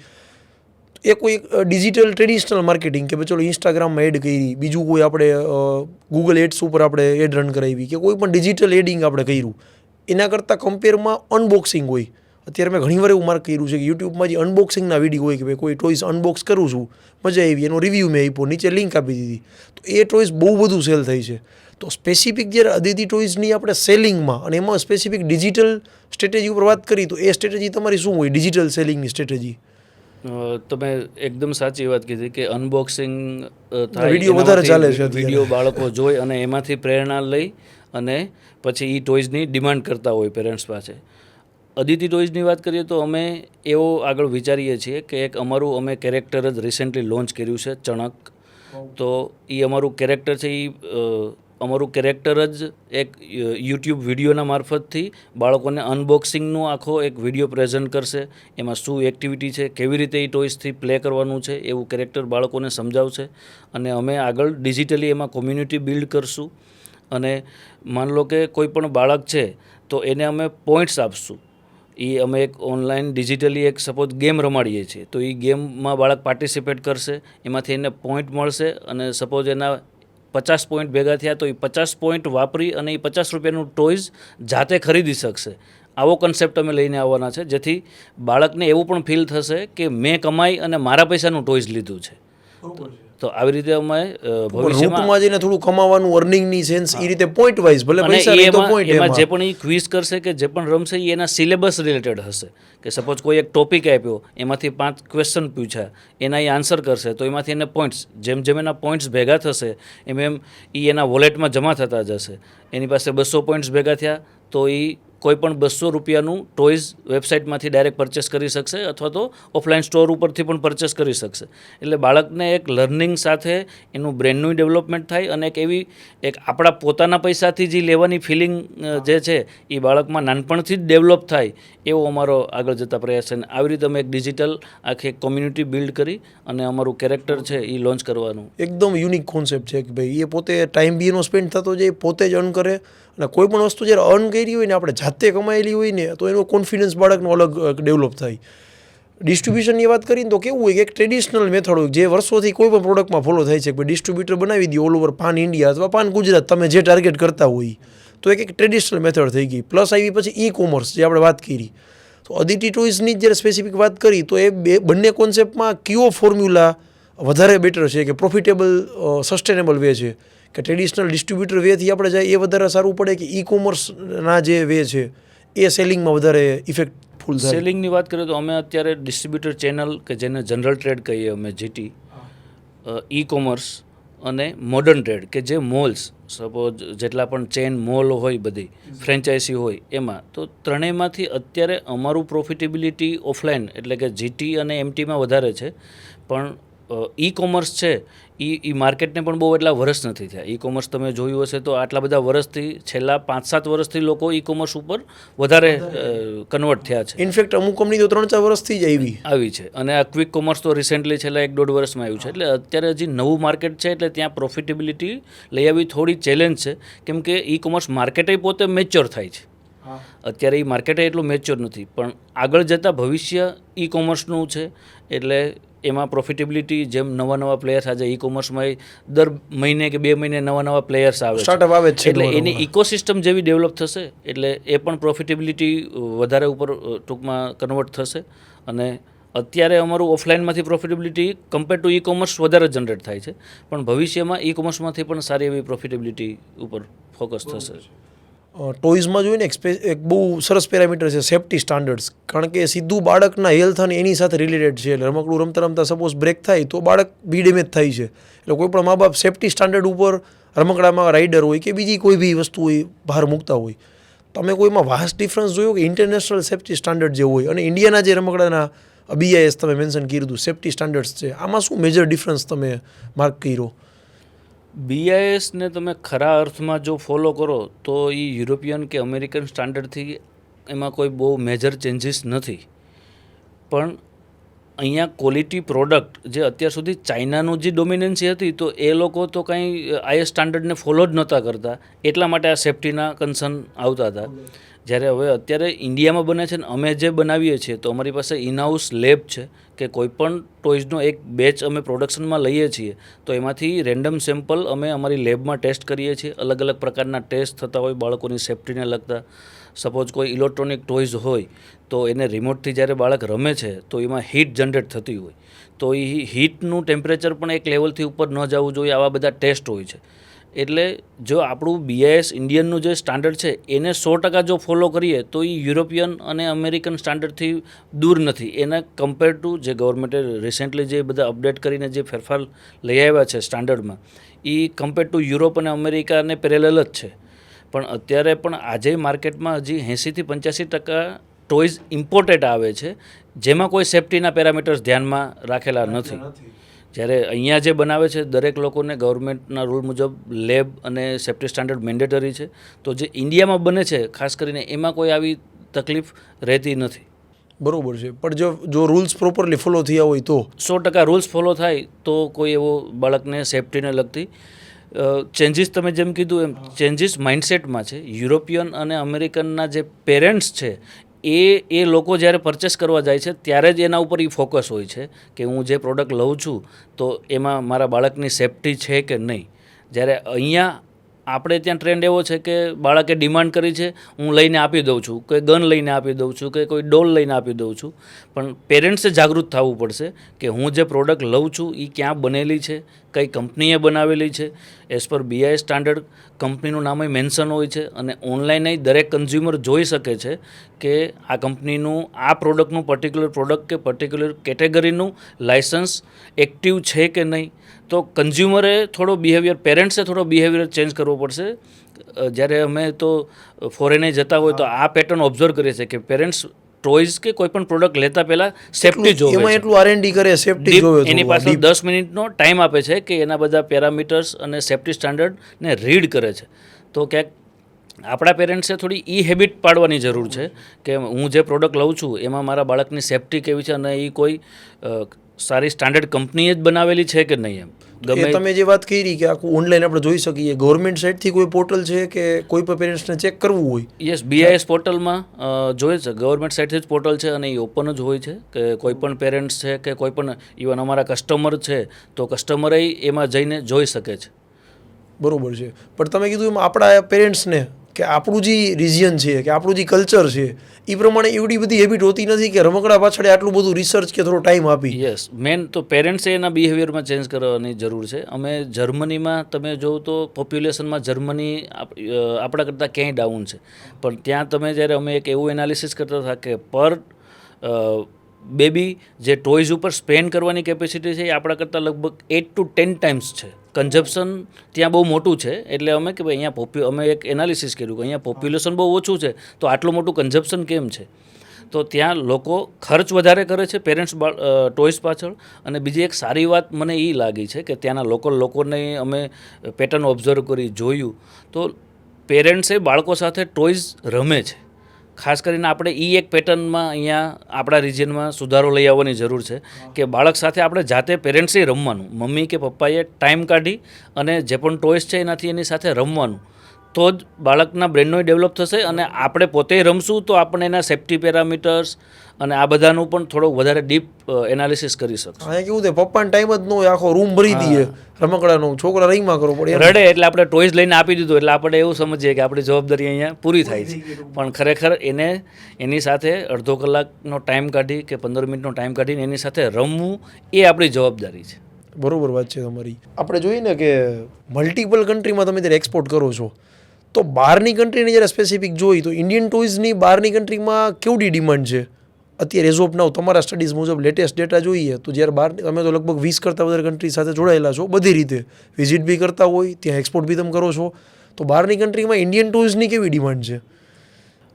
અત્યારે સારી ડિમાન્ડ છે. હું 10 વર્ષથી આ ફિલ્ડમાં છું તો શરૂઆતના 5 વર્ષ એવા એક્સપિરિયન્સમાં ગયા કે લોકોને ઇન્ડિયન ટોયઝ ઉપર એક ભરોસો નહોતો, સ્ટાન્ડર્ડ ઉપર ભરોસો નહોતો, કે સેફ્ટીનો કન્સર્ન હતો. જ્યારે યુરોપિયન કે અમેરિકન લોકો છે એ સેફ્ટી ઉપર થોડા વધારે ફોકસ હોય. પણ છેલ્લા 5 વર્ષમાં અમે આ પેટર્ન ઓબ્ઝર્વ કરી છે કે ઇન્ડિયા ઉપર લોકોનો ટ્રસ્ટ વધતો જાય છે, ઇન્ડિયન ક્વોલિટી ઉપર. અને 5 વર્ષમાં ક્વોલિટી પ્રોડક્ટ ઇન્ડિયામાં બનવા લાગ્યા છે. હવે ટેકનોલોજી પણ આજે લગભગ ટોયઝ ઇન્ડસ્ટ્રીમાં જેટલી પણ ટેકનોલોજી વર્લ્ડમાં ગ્લોબલી અવેલેબલ છે આટલી જ ટેકનોલોજી ઇન્ડિયામાં પણ અવેલેબલ છે. તો હવે આપણે એ બધા સેફ્ટી સ્ટાન્ડર્ડ સાથેની પ્રોડક્ટ ઇન્ડિયા પણ બનાવી શકે છે. અને અત્યારે due to geopolitical issue China+1ની જે સ્ટ્રેટેજી છે એનાથી પણ ફોરેનર્સ છે એ બધા ઇન્ડિયન પ્રોડક્ટને ઉપર ટ્રસ્ટ કરે છે. ઇવન અમે યુએસમાં એક્સપોર્ટ કરીએ છીએ તો ત્યાંના લોકો પણ ઇન્ડિયન પ્રોડક્ટને પણ એક્સેપ્ટ કરે છે અને ટ્રસ્ટય કરે છે અને એક્સેપ્ટય કરે છે. દરેક પ્રોડક્ટમાં China+1ની જે ફોર્મ્યુલા છે કે એ જે નીતિ છે એનાથી દરેક પ્રોડક્ટને બૂમ મળ્યો છે. સ્પેસિફિક ટોય ઇન્ડસ્ટ્રીઝમાં આપણે કંઈ એવું કહી શકીએ કે હજી આવનારું 5 વર્ષ બહુ બ્રાઇટ છે કે બહુ સારું રહેવાનું છે? બિકોઝ કે દરેક વ્યક્તિ દરેક પ્રોડક્ટ માટે રિપ્લેસમેન્ટ શોધે જ છે, ઇવન ટોયઝમાં. અને ટોયઝ સિવાય બી કોઈ પ્રોડક્ટ લઈ કે જે એક ચાઇના ડિપેન્ડન્સી હતી એ +1માં દરેક કંપની, મોટી મોટી કંપની આપણે જોઈ છીએ કે ઇન્ડિયામાં આવીને કાં મેન્યુફેક્ચરિંગ પ્લાન્ટ કરે છે, કાં જેવી કરે છે, કાં કંઈક ને કંઈક જોબ વર્કનું કામ કરે જ છે. તો હજી ટોય ઇન્ડસ્ટ્રીઝ કેટલી બ્રાઇટ છે આગળના 5 વર્ષની સ્પેસિફિક વાત કરી? ટોય ઇન્ડસ્ટ્રી જેમ તમે કહો છો એમ મેં તમને જેમ પહેલાં કીધું 5 વર્ષથી આ ઇન્ડસ્ટ્રીની ઇન્ડિયામાં એક સારા લેવલે શરૂઆત થઈ છે. આવતા 5 વર્ષમાં હજી ઇકોસિસ્ટમ ડેવલપ, અત્યારે ટોયઝની ઇકોસિસ્ટમ ઇન્ડિયામાં ડેવલપ થાય છે. આવતા 5 વર્ષમાં એ ખૂબ જ સારી રીતે ડેવલપ થશે અને 5 વર્ષ પછી એક સારા એવા વોલ્યુમથી ઇન્ડિયામાંથી ગ્લોબલ લેવલ ઉપર ટોયઝ એક્સપોર્ટ થતા હશે. અને ખાસ કરીને આપણે જ્યારે રાજકોટની વાત કરીએ તો આપણો જે રિજિયન છે રાજકોટ, જામનગર અને મોરબી, પ્રાઇમ મિનિસ્ટર સાહેબે પણ ડિસ્કસ કરી હતી કે કોઈ પણ દુનિયાની કોઈ પણ અઘરી વસ્તુ હોય એ આ 3 જિલ્લાવાળા બનાવી નાખે અને સસ્તી બનાવી નાખે અને ક્વોલિટી બનાવી નાખે. તો મને એવું ભવિષ્ય દેખાય છે આ ઇન્ડસ્ટ્રીનું કે રાજકોટ, જામનગર અને મોરબી આ સેક્ટર છે એ આવતા 5 વર્ષમાં એક ટોયઝ હબ તરીકે ગ્લોબલ લેવલ ઉપર ઉભરી આવશે. બરોબર છે, બહુ તમારું સચોટ અને પરફેક્ટ ઓબ્ઝર્વેશન છે. તમે હમણાં મેન્શન કર્યું જર્મની તમે રેગ્યુલર વિઝિટ કરતા હોય, એક્ઝિબિશનમાં બી તમે પાર્ટિસિપેટ કરતા હોય, લાસ્ટ 3-4 વર્ષથી તમે કન્સિસ્ટન્ટ તમે પાર્ટિસિપેટ કરો છો. એ જર્મનીમાંથી કંઈ ઓબ્ઝર્વેશન કે કાંઈ એવું લર્નિંગ કરવું કે જે આપણે એડોપ્ટ કરી શકીએ, લઈ શકીએ, સ્પેસિફિક તમારી ઇન્ડસ્ટ્રીનું બી હોઈ શકે, બહારનું બી હોઈ શકે? ખાસ કરીને ત્યાંથી જે અમે શીખ્યા છે એ એવું શીખ્યા છે કે ટોયઝ કોઈ પણ તમે નોર્મલ, મતલબ એક નોર્મલ ટોયઝ હોય કે ભાઈ એનાથી આપણે સપોઝ કોઈ કાર હોય તો ખાલી ફેરવીએ છીએ અને રમે છે બાળકો, તો ત્યાંના ચાઇલ્ડની કે પેરેન્ટ્સનો જે બિહેવિયર છે કે ટોયઝમાં શક્ય હોય એટલા વેલ્યુ એડિશન ફીચર્સ હોવા જોઈએ. કોઈ ટોયઝમાં ખાલી એક જ એક્ટિવિટી ન હોવી જોઈએ, મલ્ટિપલ એક્ટિવિટી. અને જેમ મેં આગળ વાત કરી કે એના લર્નિંગ સાથે જોડાયેલી 3-4 એક્ટિવિટી હોય, એના સિલેબસ સાથે જોડાયેલી કોઈ એક્ટિવિટી હોય, આવી બધી ત્યાંના પેરેન્ટ્સમાં વધારે અવેરનેસ છે. એટલે અમે ત્યાંથી સૌથી મોટું લર્નિંગ એ લીધું કે આપણે કોઈ પણ પ્રોડક્ટ બનાવીએ છીએ તો એના ટેકનિકલ, એસ્થેટિકલ અને એમાં કેટલા ફંક્શનલી પણ અને કેટલા મલ્ટિપલ ફંક્શન આપી શકીએ, યુઝર ફ્રેન્ડલી કેવી રીતે બનાવી શકીએ, આ ટાઈપના કન્સેપ્ટ ત્યાંથી અમે સમજી અને એ ટાઈપની પ્રોડક્ટ ઉપર વધારે ફોકસ કરીએ છીએ. તો એ ત્યાંથી યુરોપિયનમાંથી શીખવા જેવી બાબત છે કે તમે કોઈ પણ પ્રોડક્ટ બનાવો છો તો એનાથી બાળકના માઇન્ડમાં કે એના જીવનમાં શું ચેન્જીસ આપણે ટોયઝના માધ્યમથી લાવી શકીએ, આવું એક માઇન્ડસેટ અમારામાં અને ઇન ડેવલપ. ફ્યુચરે આવા ટોયઝ વધારે પ્રમોટ થશે અને વધારે ચાલશે. અને મેં એક અહીંયા પેટર્ન એક મેં ઓબ્ઝર્વ કરી છે લોકોની, કે જે એમાં લોકોનો બી વાક નથી. એક ટાઈમે પૈસા તમે વાત કરી હતા જ નહીં આપણી પાસે. આજ કેવું છે, ગમે શોપ ઉપર આપણે જઈ, સપોઝ એક પંપ હવા પૂરવાના પહેલાં પંપને એક્ઝામ્પલ લઈ કે ભાઈ પંપ બતાવો કે આપો, એટલે એ 100 રૂપીસમાં આપણને પંપ આપે, મેડ ઇન ચાઇના. આપણે એમ કે ઇન્ડિયાનો લેવો છે એટલે એમ કે 300 રૂપીસ. તો એક ટાઈમે એ ડિફરન્સ હતો, હવે ભલે એ ડિફરન્સ ઇમ્પોર્ટ ડ્યુટી બી થઈ અને અહીંયા મેન્યુફેક્ચરિંગ એ પ્રોસેસ થયું, બટ પેરેન્ટ્સ કેવું કરતા હોય કે ભાઈ 10 ટોયઝ એને લઈને આપી દો તો એનો સરવાળો, સપોઝ સરવાળો એનો 10,000 રૂપિયા થયો. બટ એવું નહીં વિચારે કે એક ટોયઝ હું સસ્ટેનેબલ કોઈ લઉં કે જે બહુ ઝાઝા વર્ષ સુધી ચાલે, બાળકોનો ઉપયોગ થાય, ભલે 15,000નું પડે. તો આ ઓબ્ઝર્વેશન તમે કરેલું કે આપણે પેરેન્ટ્સ આવું જ કરતા હોય જનરલી, કે મલ્ટિપલ ટોયઝ લ્યો ભલે ચીપર પડે. જનરલી કેવું હોય, આપણે સસ્તી પ્રોડક્ટ વધારે પ્રિફર કરતા હોય. એ એક આપણી મેન્ટાલિટી છે કે સસ્તું ઇન્ડિયન કોઈ પણ પબ્લિક, આપણું એક આમ અમારા ઇન્ડસ્ટ્રીમાં અને ઓવરઓલ ઇન્ડસ્ટ્રીમાં એક ઇન્ડિયન કન્ઝ્યુમરનો બિહેવિયર છે કે આપણે નેગોશિએશન કરવું જ પડે અને સસ્તા ઉપર આપણું ફોકસ હોય. એટલે એ કંઈ ખરાબ ટેવ છે એવું નથી. પણ તમે જેમ કીધું કે પહેલાં એક પેરેન્ટ્સનું એવું હતું કે હું 1,000 રૂપિયાના ટોયઝ લઉં છું તો એમાં 3 પ્રોડક્ટ કે 4 પ્રોડક્ટ આવવી જોઈએ, તો 3-4 ટોયઝ આવી જાય 1,000 રૂપિયામાં. જ્યારે હવે પેરેન્ટ્સના માઇન્ડસેટ ચેન્જ થાય છે. હવે પેરેન્ટ્સે એવું વિચારે છે, આની શરૂઆત થઈ ગઈ છે. હજી આવતા 5 વર્ષમાં કમ્પ્લીટલી પેરેન્ટ્સ, મને એવું લાગે છે કે 90% કરતાં વધારે પેરેન્ટ્સ આના ઉપર ડાયવર્ટ થઈ જશે કે જે પ્રોડક્ટ લઈએ એ પ્રોડક્ટ પ્રોપર હોવી જોઈએ. ભલે 1,000 રૂપિયાની એક જ આવે. જેમ મેં તમને કીધું કે પહેલાં અમને એક ડર હતો કે અમે 500 રૂપિયાથી ઉપરની પ્રોડક્ટ લોન્ચ કરવા માટે અંદરથી અમને એક ડર હતો. પણ જ્યારે અમે લોન્ચ કરી અને જે અત્યારે અમારી પાસે 1,000, 2,000, 5,000ની એમઆરપી સુધીની પ્રોડક્ટ છે, પણ ઘણી વખત અમને પોતાને એવું હોય કે આ 5,000ની એમઆરપી છે, આ માર્કેટમાં ચાલશે કે કેમ, અમે એક રિસ્ક લીધું હોય. પણ અત્યારે ઇન્ડિયન પેરેન્ટ્સ એને એક્સેપ્ટ કરે છે, આવી મોંઘી પ્રોડક્ટ એક્સેપ્ટ કરે છે. જેમ તમે મેન્શન કર્યું એમ કે હવે લોકો એવું વિચારે છે કે હું જે પ્રોડક્ટ લઉં એમાંથી મારું બાળક કંઈક શીખે, અથવા તો 5 કરતાં હું 1 લઉં પણ એની સસ્ટેનેબિલિટી હોવી જોઈએ, એ લાંબા સમય સુધી એની સાથે જોડાયેલો રહી શકે. તો આવી પેરેન્ટ્સની માનસિકતા બદલી રહી છે, ચેન્જ થતી જાય છે. અદિતિ ટોયઝની જ્યારે બેસ્ટ સેલિંગ પ્રોડક્ટની વાત કરી તો એ કઈ પ્રોડક્ટ છે અત્યારે ઓવરઓલ તમારા આખા પોર્ટફોલિયોમાંથી? રોલ પ્લે કેટેગરી છે, એ અમારી બેસ્ટ સેલિંગ કેટેગરી છે. જેમાં તમને વાત કરું તો doctor set, beauty set, kitchen set, કે જેમાં બાળકો, સપોઝ ડૉક્ટર સેટ છે તો બાળક પોતે ડૉક્ટર બની અને રોલ પ્લે, એ કેટેગરીનું નામ જ એવું છે કે બાળક રોલ કરશે. કિચન સેટ હશે તો એમાં બાળક જાતે રસોઈ બનાવશે, એવી રીતે 2-3 બાળકો ભેગા થઈ અને રમી શકે. આ એક રોલ પ્લે કેટેગરીનું અત્યારે અમારી હાઈએસ્ટ સેલિંગ કેટેગરી હોય તો એ રોલ પ્લે કેટેગરી છે, કે જેમાં બાળકના મગજનો પણ વિકાસ થાય છે. બાળકને નાનપણથી જ એવી પ્રેરણા પ્રેરણા મળે છે કે હું ડૉક્ટર બનું, 2 બાળકો સાથે રમતા હોય તો એક ડૉક્ટર બનશે, બીજું પેશન્ટ બનશે, તો એક એની માનસિકતામાં નાનપણથી જ આવા બધા વિચારોનું સિંચન થાય. બરોબર છે. આપણે આગળ આની પહેલાં પણ જોયું સ્ટેમ ટોયઝ છે, એઆઈ જનરેટેડ જે બધા પાવર ટોયઝ આવતા હોય જેમાં એઆઈ ટૂલ્સ ઇનબિલ્ડ ફીચર્સ જ હોય. એ વસ્તુમાં એવું થતું હોય કે બાળકને નાનપણથી જો એઆઈ ટોયઝ આપી દઈ, આ અગેન મારો પોતાનો ક્વેશ્ચન છે, મે બી આઈ એમ રોંગ ઓલ્સો, તો એના વોઇસ અને એના બિહેવિયર છે ને પહેલેથી જ ડેટામાં સ્ટોર થતા જતા હોય. તો જ્યારે કોઈ રમકડું કે કોઈ ડિવાઇસ એ ડેટા સ્ટોર થતું હોય તો એનું કંટ્રોલ એ કોઈ બીજો જ કરતો હશે. તો એ ભવિષ્યમાં બાળકની સેફ્ટી સાઇડથી એ બહુ મોટો ઇસ્યુ ન થઈ શકે કે નાનપણથી જ જો બધી વસ્તુ એને આપી દીધી તો ભાઈ પ્રાઇવસી કન્સર્ન રહેવાના જ છે. આ વસ્તુ નહીં આવે ઇન ફ્યુચર. સ્વાભાવિક છે, એને આપણે અત્યારે આ યુગમાં ઇગ્નોર ન કરી શકીએ કે સેફ્ટીના ને એવા કન્સર્ન, એટલે જે પણ આવી પ્રોડક્ટ હોય શક્ય હોય ક્યાં સુધી એમાં આની સેફ્ટી માટે શું થઈ શકે એવું મેન્યુફેક્ચરરે કે બ્રાન્ડે વિચારવું જોઈએ. પણ આમ તમે જોવા જઈએ તો ટેકનોલોજી કે એઆઈ સિવાય આવતું ભવિષ્ય પોસિબલ નથી એવું લગભગ થઈ જશે આવતા 5 વર્ષમાં. તો પોઝિટિવ સાઈડ એવું છે કે બાળકને નાનપણથી જ ટોયઝના માધ્યમથી જ જો એ એઆઈ શીખીને આવશે, તમે ને હું આજે આપણે એઆઈ જોઈએ છીએ, સમજીએ છીએ અને શીખીએ છીએ, પણ જ્યારે આપણા બાળકો છે એ 3rd કે 4th જ્યારે સ્ટડી કરતા હશે ત્યારથી જ એ એઆઈ સાથે કનેક્ટેડ હશે, તો એને જ્યારે એઆઈ યુઝ કરવાનો થશે in terms of any other device, તો એને કંઈ નવું નહીં લાગે. એટલે નાનપણથી જ, અને તમે એમ કીધું એમ સેફ્ટીના પણ પેરામીટર્સ સાચવવા જ પડશે કે એના વોઇસના કે એવું બિહેવિયર પહેલેથી જ કલેક્ટ થાય છે તો આપણે જોઈએ છીએ ને કેટલો બધો મિસયુઝ થાય છે, કારણ કે એ પાસે બધો ડેટા હોય તો પછી એ આખો વ્યક્તિ જ સમજી લીધો છે. રિસેન્ટલી અમે એક ટોકમાં અમે ડિસ્કસ કરી કે ભાઈ સેકન્ડ બ્રેન ડેવલપ થવાનું સ્ટાર્ટ થઈ ગયું છે એઆઈની અંદર અત્યારે, કે ખાલી એ અરવિંદભાઈ જોડે કે માતંગભાઈ જોડે છે તો એ 3 વર્ષ સુધી ખાલી આપણી બિહેવિયર જ નોટિસ કરશે કે આપણે કેવા ડિસિઝન લઈ છીએ, ક્યારે આપણે હેપી થઈ છીએ, કંઈ ગુસ્સો કરી છીએ, સ્ટ્રેસમાં કેવો ડિસિઝન લઈ છીએ, ફ્રેન્ડ સાથેનું મારું બિહેવિયર કેવું છે, રિલેશનશિપમાં હું કેવો છું. 2 યરમાં ટોટલ વસ્તુને સમજી જશે કે અરવિંદભાઈ શું છે. હવે અરવિંદભાઈની રિપ્લેસમેન્ટ વગર એ અરવિંદભાઈને ચલાવશે. તો બાળકને જો નાનપણથી જ ડેટા બધું આપી દે ડિવાઇસને તો એ બાળક માટે આગળ જતાં કંટ્રોલ્સના સેફ્ટી ઇસ્યુઝ આવવાના જ છે એની અંદર. એટલે સ્વાભાવિક છે કે એના સેફ્ટી પ્રિકોશન માટે તમે જે પણ કરી શકો એ પણ સાથે સાથે કરવું જોઈએ.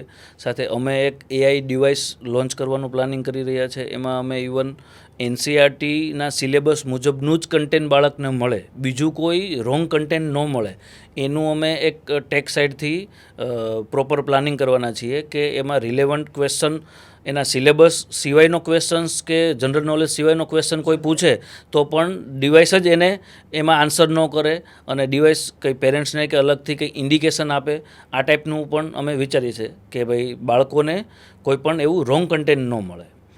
અમે આવતા 6 મહિનામાં જ એવું એક એઆઈ બેઝ ટોયઝ લોન્ચ કરવાનું પ્લાનિંગ કરી રહ્યા છે કે જે ચણક અમારો જે કેરેક્ટર છે, અને એમાંય ગ્લોબલી અમે બ્રાન્ડનું નામ ચણક રાખ્યું ત્યારે બહુ બધા લોકો એવું કહેવાવાળા હતા કે તમને ગ્લોબલી જશો તો તકલીફ થશે કે તમારી બ્રાન્ડ નેમમાં ઇન્ડિયન ટચ આવે છે.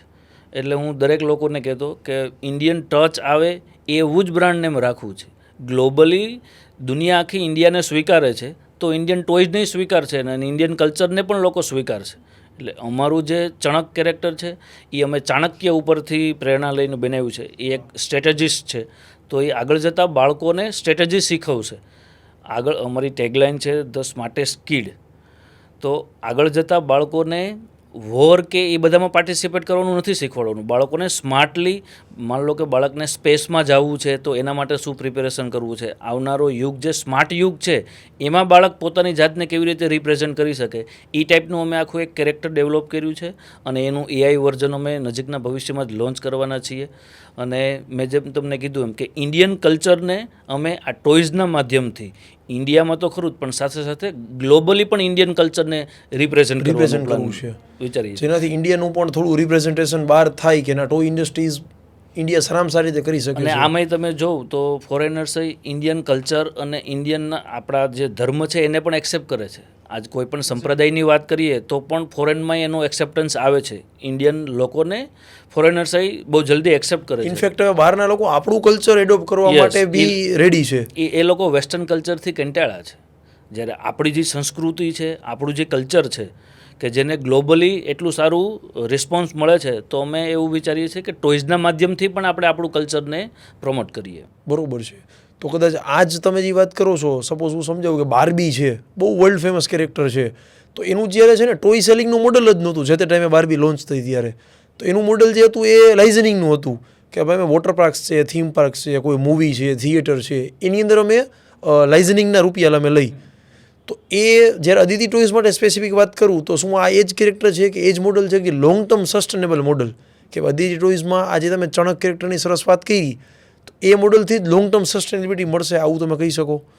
Yes, definitely. અમે અમારી પ્રોડક્ટમાં એક ચણકનું કેરેક્ટર તો લોન્ચ કરીએ છીએ. સાથે સાથે તમે જેમ વાત કરી કે આગળ જતાં અમારું પણ એવું વિઝન છે કે અમે ચણકના, તમે જેમ જોયું હશે કે ડિઝની પાર્ક હોય છે, ડિઝનીલેન્ડ હોય છે, તો એવી રીતે અમે ચણક લેન્ડ અને એના આખા અમેઝમેન્ટ પાર્ક બનાવવાનું વિચારીએ છીએ. આગળ જતાં અમે એની સિરીઝ ને એવું બધું લોન્ચ કરવાનું વિચારીએ છીએ કે જેમાં કન્ટેન્ટ બાળકોના સિલેબસને લગતું, એનસીઆરટીને લગતું હોય, પણ આવી સિરીઝ અને આવું બધું પણ અમે ફ્યુચરમાં વિચારીએ છીએ કે જે એક વખત બ્રાન્ડ ડેવલપ થઈ અને એને સસ્ટેન કરવા માટે આવા બધા કન્સેપ્ટ અમે વિચારીએ છીએ કે ચણક છે એ ગ્લોબલી, અને તમે આજે જોયું હશે તો ઇન્ડિયામાં જેટલા પણ કેરેક્ટર ફેમસ છે 99% બધા કેરેક્ટર ફોરેનના છે. છોટા ભીમ એક કેરેક્ટર છોડી અને બાકીના બધા જ કેરેક્ટર છે એ બધા ફોરેનના છે. જ્યારે અમે એક ઇન્ડિયન કેરેક્ટર લોન્ચ કર્યું છે ચણક, કે એ જેમ મેં તમને કીધું કે જે આપણી સંસ્કૃતિનો ફેલાવો કરશે, અને ઇન્ડિયામાં એવડું મોટું પોટેન્શિયલ છે, ઇન્ડિયન પોપ્યુલેશન, ઇન્ડિયન કન્ઝપ્શન એવડું મોટું છે, તો કોઈ આપણું સ્વદેશી કેરેક્ટર લોન્ચ કરીએ અને સ્વદેશી કેરેક્ટરને લોકો, ઇન્ડિયાના લોકો સાથે સાથે બહારના લોકો પણ એક્સેપ્ટ કરે. અને અમારું આગળ જતાં 100% એવું વિઝન છે કે અમે ચણકના થીમ પાર્ક એવું બધું લોન્ચ કરશું, ચણકના ગેમ ઝોન ડેવલપ કરશું, અને આવું બધું અમારું પણ આગળ જતાં રેવન્યુ મોડેલ આવું છે. જોરદાર આઈડિયા છે. એઝ એ બિઝનેસમેન જ્યારે વાત કરીએ ને કે દરેક બિઝનેસમેન પોતાની ઇન્ડસ્ટ્રીઝના ટોપ જાયન્ટ પાસેથી કાંઈક ને કાંઈક વસ્તુ શીખતો જોઈએ, કારણ કે દે આર ઇન ટોપ. 1990માં જ્યારે આપણે લેગોની વાત કરી કે એક બેન્કરપ્સીની એજ ઉપર એ કંપની હતી, ત્યાંથી આજે વર્લ્ડની કદાચ એવું કહી શકું કે સૌથી મોસ્ટ પ્રોફિટેબલ કંપની હોય ટોય ઇન્ડસ્ટ્રીઝની અંદર તો લેગો હોઈ શકે. તો એને જ્યારે પર્ટિક્યુલર આપણે જોઈ તો એ કંપનીઝમાંથી કાંઈ એવી સ્ટડીઝ કે કાંઈ એવા લેસન છે કે જે તમે શીખ્યા હોય અને તમે અદિતિ ટોયઝમાં અત્યારે અપનાવ્યા હોય? યસ, તમે જેમ વાત કરી, લેગો એક અત્યારે જાયન્ટ કંપની છે અને બહુ સારી રીતે સક્સેસ કંપની છે. એનું રીઝન લેગોએ પોતાની ઇકોસિસ્ટમ ડેવલપ કરી દીધી છે. લેગો છે અત્યારે કરિક્યુલમનો પાર્ટ થઈ ગયો છે. તમે બધી જ અત્યારે સ્કૂલોમાં જોતા હશો તો લેગો છે એ સિલેબસનો પાર્ટ થઈ ગયો છે.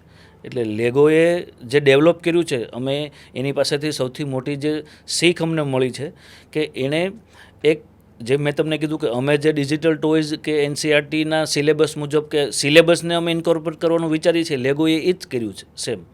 કે લેગોએ બ્રેન એક્ટિવિટી, બ્રેન ડેવલપમેન્ટ માટેના જે પણ ટોયઝ બધા તમે, તો એ સિલેબસનો પાર્ટ બની ગયો છે. લગભગ સ્કૂલોમાં આજે લેગો શીખવાડવામાં આવે છે. એટલે લેગો એક એવી બ્રાન્ડ બની ગઈ છે, ત્યારે એ વર્લ્ડની ફેમસ કંપની થઈ શકી છે. તો આની પાસેથી એક લર્નિંગ એવું જ છે કે તમે જે પ્રોડક્ટ બનાવો છો, તમે જે સેગમેન્ટમાં છો, ત્યાં તમે એક ઇકોસિસ્ટમ ક્રિએટ કરી નાખો કે જે તમને વર્ષ સુધી તમારા બિઝનેસમાં પણ બેનિફિટ થાય અને સાથે સાથે સોસાયટીને પણ એના સાઈડથી કંઈ મળે. લેગો આજ બાળકો ભણે છે તો સોસાયટીને પણ, બાળકોના પણ બ્રેન ડેવલપમેન્ટ થાય છે. જ્યારે તમે કોઈ પણ પ્રોડક્ટ લેગો પાસેથી શીખવાની, જ્યારે તમે કોઈ પણ પ્રોડક્ટ બનાવો છો તો તમારા માઇન્ડમાં ખાલી રેવન્યુ કે પ્રોફિટ જ ન હોવો જોઈએ. તમારા મગજમાં હોવું જોઈએ કે આ મારી પ્રોડક્ટથી ઓબ્વિયસલી કે પ્રોફિટેબિલિટી, રેવન્યુ જનરેટ થશે, પણ સોસાયટીને બી એનાથી શું ફાયદો થશે, આવા માઇન્ડસેટ સાથે જ્યારે વર્ક કરતા હો ત્યારે તમારી ઇકોસિસ્ટમ અને તમારું લોંગ ટર્મ વિઝન એવું હોવું જોઈએ કે સોસાયટીમાં, ત્યારે જ તમે બ્રાન્ડ સક્સેસફુલ બિલ્ડ ત્યારે જ કરી શકો જ્યારે તમારું વિઝન સોસાયટીને પાછું રિવર્ટ બેક આપવાનું હોય. બરોબર છે.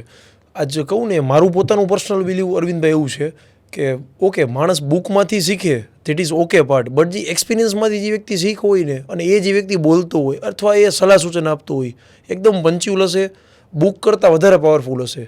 બિઝનેસને લગતા ઘણી બધી ડિસ્કશન છે, બટ 4-5 ડિસ્કશન એવી બહુ મેજર છે અને મેં ઓબ્ઝર્વ કરી છે કે લોકોમાં ભૂલ કરતા જ હોય છે. તો એ તમારી પાસે લર્નિંગનો પ્રયત્ન મારે કરવો છે કે જ્યારે કોઈ કંપની બહુ સક્સેસફુલ ચાલતી હોય, આપણે ઇન જનરલ વાત કરી છીએ એઝ એ સક્સેસફુલ આંતરપ્રિન્યોર, આ પ્રશ્નનો કદાચ તમે સારી રીતે જવાબ આપી શકશો. એક કોમન મિસ્ટેક મેં ઓબ્ઝર્વ કરી છે કે દરેક જ્યારે બિઝનેસ ગ્રોઈંગ સ્ટેજમાં હોય, કે બિઝનેસ આગળ વધતો હોય, તો વ્યક્તિ કેવું કરતો હોય, દરેક ડિપાર્ટમેન્ટ કે દરેક વસ્તુ પોતાની પાસે જ હાથમાં રાખતું હોય કે ભાઈ કોઈ બી ડિપાર્ટમેન્ટના કાંઈ પણ સિંગલ ડિસિઝન હશે, મને તમારે લૂપમાં રાખવાનું. આવું એક બિઝનેસ ઓનરનું એક નેચર હોય છે જે મેં ઓબ્ઝર્વ કરેલો છે. તો એ નેચર વિશે પર્ટિક્યુલર તમે કોઈ એડવાઇસ કરવા માગશો કે ના એ નેચરથી આટલું બધું નુકસાન થાય છે કે આજે તમે એક સક્સેસફુલ કંપની બિલ્ડ કરી છે, તો આઈ નો ધેટ કે એ બિલ્ડિંગ બહુ મુશ્કેલ છે, ઇઝી નથી આખી જર્ની, તો એના ઉપર તમે શું કહેશો આ બિહેવિયર ઉપર સ્પેસિફિક? તમે બહુ સાચી વાત કરી. આ બિહેવિયર માર્કેટમાં કોમન છે, ખાસ કરીને આપણા રિજિયનમાંય કોમન છે, અને ઇવન ઓનર એમ્પ્લોયને નથી આપી શકતા એવું જ નથી, ઘણી વખત પપ્પા પણ દીકરાને નથી આપી શકતા. જ્યારે પપ્પા બિઝનેસ કરતા હોય, જ્યારે દીકરો જોઈન કરે છે બિઝનેસ, ત્યારે પપ્પા પણ એની જવાબદારીઓ છે એ દીકરાને નથી આપતા. એટલે એક ક્યાંક ને ક્યાંક એ માઇન્ડસેટ એવું છે કે એ નહીં કરી શકે, અથવા તો એમાં કંઈ મિસ્ટેક કરી દેશે, અથવા તો એને વધારે તકલીફ થશે, હું કરી લઈશ, અથવા તો એક માઇન્ડસેટ એવો હોય કે મને બધી ખબર જ હોવી જોઈએ, મને as a owner, as a entrepreneur મને બધી જ વસ્તુની ખબર નહીં હોઈ શકે. એ માઇન્ડસેટ તમારે ચેન્જ કરવું પડશે. હું દરેક એન્ટરપ્રેન્યોરને તમારા માધ્યમથી એક જ એડવાઇસ આપું કે તમારી પાસે ડેઇલીનું 2 કલાકથી વધારે રૂટીન કામ એન્ટરપ્રેન્યોર પાસે ન હોવું જોઈએ. કોઈ પણ ફાઉન્ડર પાસે રોજનું 2 કલાકથી વધારે રૂટીન કામ ન હોવું જોઈએ. તમે 8 કલાક કામ કરો છો તો એમાં 6 કલાક તમે રોજ નવા કામને આપો. જ્યારે તમે જેમ વાત કરી રૂટીન ના કરો, રિપીટેડ વર્ક હોય એને તમારે 2 કલાકથી વધારે ટાઈમ નહીં આપવાનો, કેમ કે તમારા ઉપર જ આખો ઓર્ગેનાઇઝેશનનો ગ્રોથ ડિપેન્ડ છે. તમે સ્ટ્રેટેજી ઉપર વર્ક કરો, નવું માર્કેટમાં ટ્રેન્ડિંગ શું છે એના ઉપર વર્ક કરો, R&D ઉપર વર્ક કરો. તમે રૂટીન બિલિંગ બનશે એમાં જો એન્ટરપ્રિન્યોરનું કે ફાઉન્ડરનું ફોકસ હશે તો કંપની એક લેવલથી વધારે આગળ ગ્રો નહીં કરી શકે. જ્યારે આપણા આ રિજિયનમાં ખાસ કરીને ફાઉન્ડર્સ, હવે જે નવા જનરેશનના ફાઉન્ડર્સ આવે છે એમાં મેન્ટાલિટીનો ચેન્જ આવતો જાય છે ધીમે ધીમે. પણ મારી સાઈડથી એક એડવાઇસ દરેક ફાઉન્ડરને એવી જ છે કે તમે રૂટીનમાંથી બહાર નીકળીને કંઈક નવું વિચારો. તો એ લોકોનું કદાચ કાઉન્ટર ક્વેશ્ચન આવું હોઈ શકે, અથવા ઘણા બધા મને બી કરેલો છે કે ભાઈ એક તો કાં ટ્રસ્ટ નથી. સપોઝ આજે હું કામ અરવિંદભાઈના કહેવાથી મૂકી દઉં, ચલો ઓકે હું કાલથી કાંઈ અનપ્રોડક્ટિવ કામ નહીં કરું કે રિપીટેડ વર્ક નહીં કરું, બટ એની ટ્રસ્ટ ઇસ્યુઝ આવે છે કે પછી નીચેની જે ટીમ છે એ એટલું સારી રીતે કરી શકશે કે નહીં, કે આનાથી પીડાય છે, કાંઈક વસ્તુ એ મૂકવી જ નથી, એક રિજિડ નેચર હોય કે મારે એ કામ મૂકવું નથી, ભાઈ ગેટે હું ખોલીશ, ઓફિસમાં હું જઈશ, કાલે એ કામે હું કરીશ, ફાઇનાન્સનું રિપોર્ટિંગ એ હું લઈશ, બેંક આરે હું કમ્યુનિકેશન કરીશ. અને બીજું કે સેલ્સ જે પાર્ટ છે એને રૂટીનમાં કન્સિડર કરવાનો કે અલગ પાર્ટ તરીકે જ્યારે કોઈ પણ પ્રોડક્ટનું માર્કેટિંગ આવે, સપોઝ તમે ટોયસ સાથે જોડાયેલો છો, બીજા બધા લોકો બીજી ઇન્ડસ્ટ્રીઝ સાથે જોડાયેલા હોય, આ બે એ લોકોના કાઉન્ટર ક્વેશ્ચન હોય છે કે સેલ્સને અમારે શેમાં કાઉન્ટ કરવું, અને એક નીચેની ટીમ ઉપર ટ્રસ્ટ નથી તો કામ મૂકવું કેવી રીતે, કામ બગડશે એવો ડર છે. સૌથી મોટું, જેમ તમે કીધું એમ, ટ્રસ્ટ ફેક્ટર સૌથી મોટું છે કે લોકોને ટ્રસ્ટ નથી આવતો. અને આપણે માર્કેટમાં એવા કિસ્સાએ સાંભળીએ છીએ કે ભાઈ કંઈક ને કંઈક, પણ તો ત્યાં એનું ઓલ્ટરનેટિવ ઓપ્શન શું કે તમે સિસ્ટમ બિલ્ડ કરો. તમારે જે પણ રૂટીન કામ હોય છે તો ત્યાં તમે એવી કંઈક સિસ્ટમ બિલ્ડ કરો કે જેથી કરીને તમને આ ટ્રસ્ટ ઇસ્યુ છે એ ઓછું તમે એને મિનિમાઇઝ કરી શકો. કે જેટલી તમે SOP બેઝ વર્ક કરો, સિસ્ટમ બેઝ વર્ક કરો, કે ઘણી વખત ટ્રાન્સપરન્સીથી તમે વર્ક કરો, ટેકનોલોજીનો યુઝ કરો, સોફ્ટવેર યુઝ કરો, ERP સિસ્ટમ યુઝ કરો. આનાથી કેવું થશે કે તમે બધું ટ્રેક કરી શકશો. જે તમને ટ્રસ્ટનો ઇસ્યુ છે એ બધાને તમે ટ્રેક કરી શકો. રિપોર્ટિંગ સિસ્ટમ પ્રોપર બનાવો કે જેથી કરીને તમને જે 2 કલાક રૂટીન કામના જે હું કહું છું કે એમાં તમને બધું રિપોર્ટિંગ પ્રોપર મળે. પણ એવી સિસ્ટમ તમે બિલ્ડ કરશો તો જ તમે રૂટીનમાંથી બહાર નીકળી શકશો અને તો જ તમે ડેવલપ થઈ શકશો. એટલે ટ્રસ્ટનો એક સૌથી મોટો ઇસ્યુ છે. અને ક્યાંક હું તો એવું પણ, મને ખબર નથી કે આવી એડવાઇસ દેવાય કે નહીં, હું ક્યાંક એવું કહીશ કે 10% ખોટું થશે ને તો એને એક્સેપ્ટ કરી લો.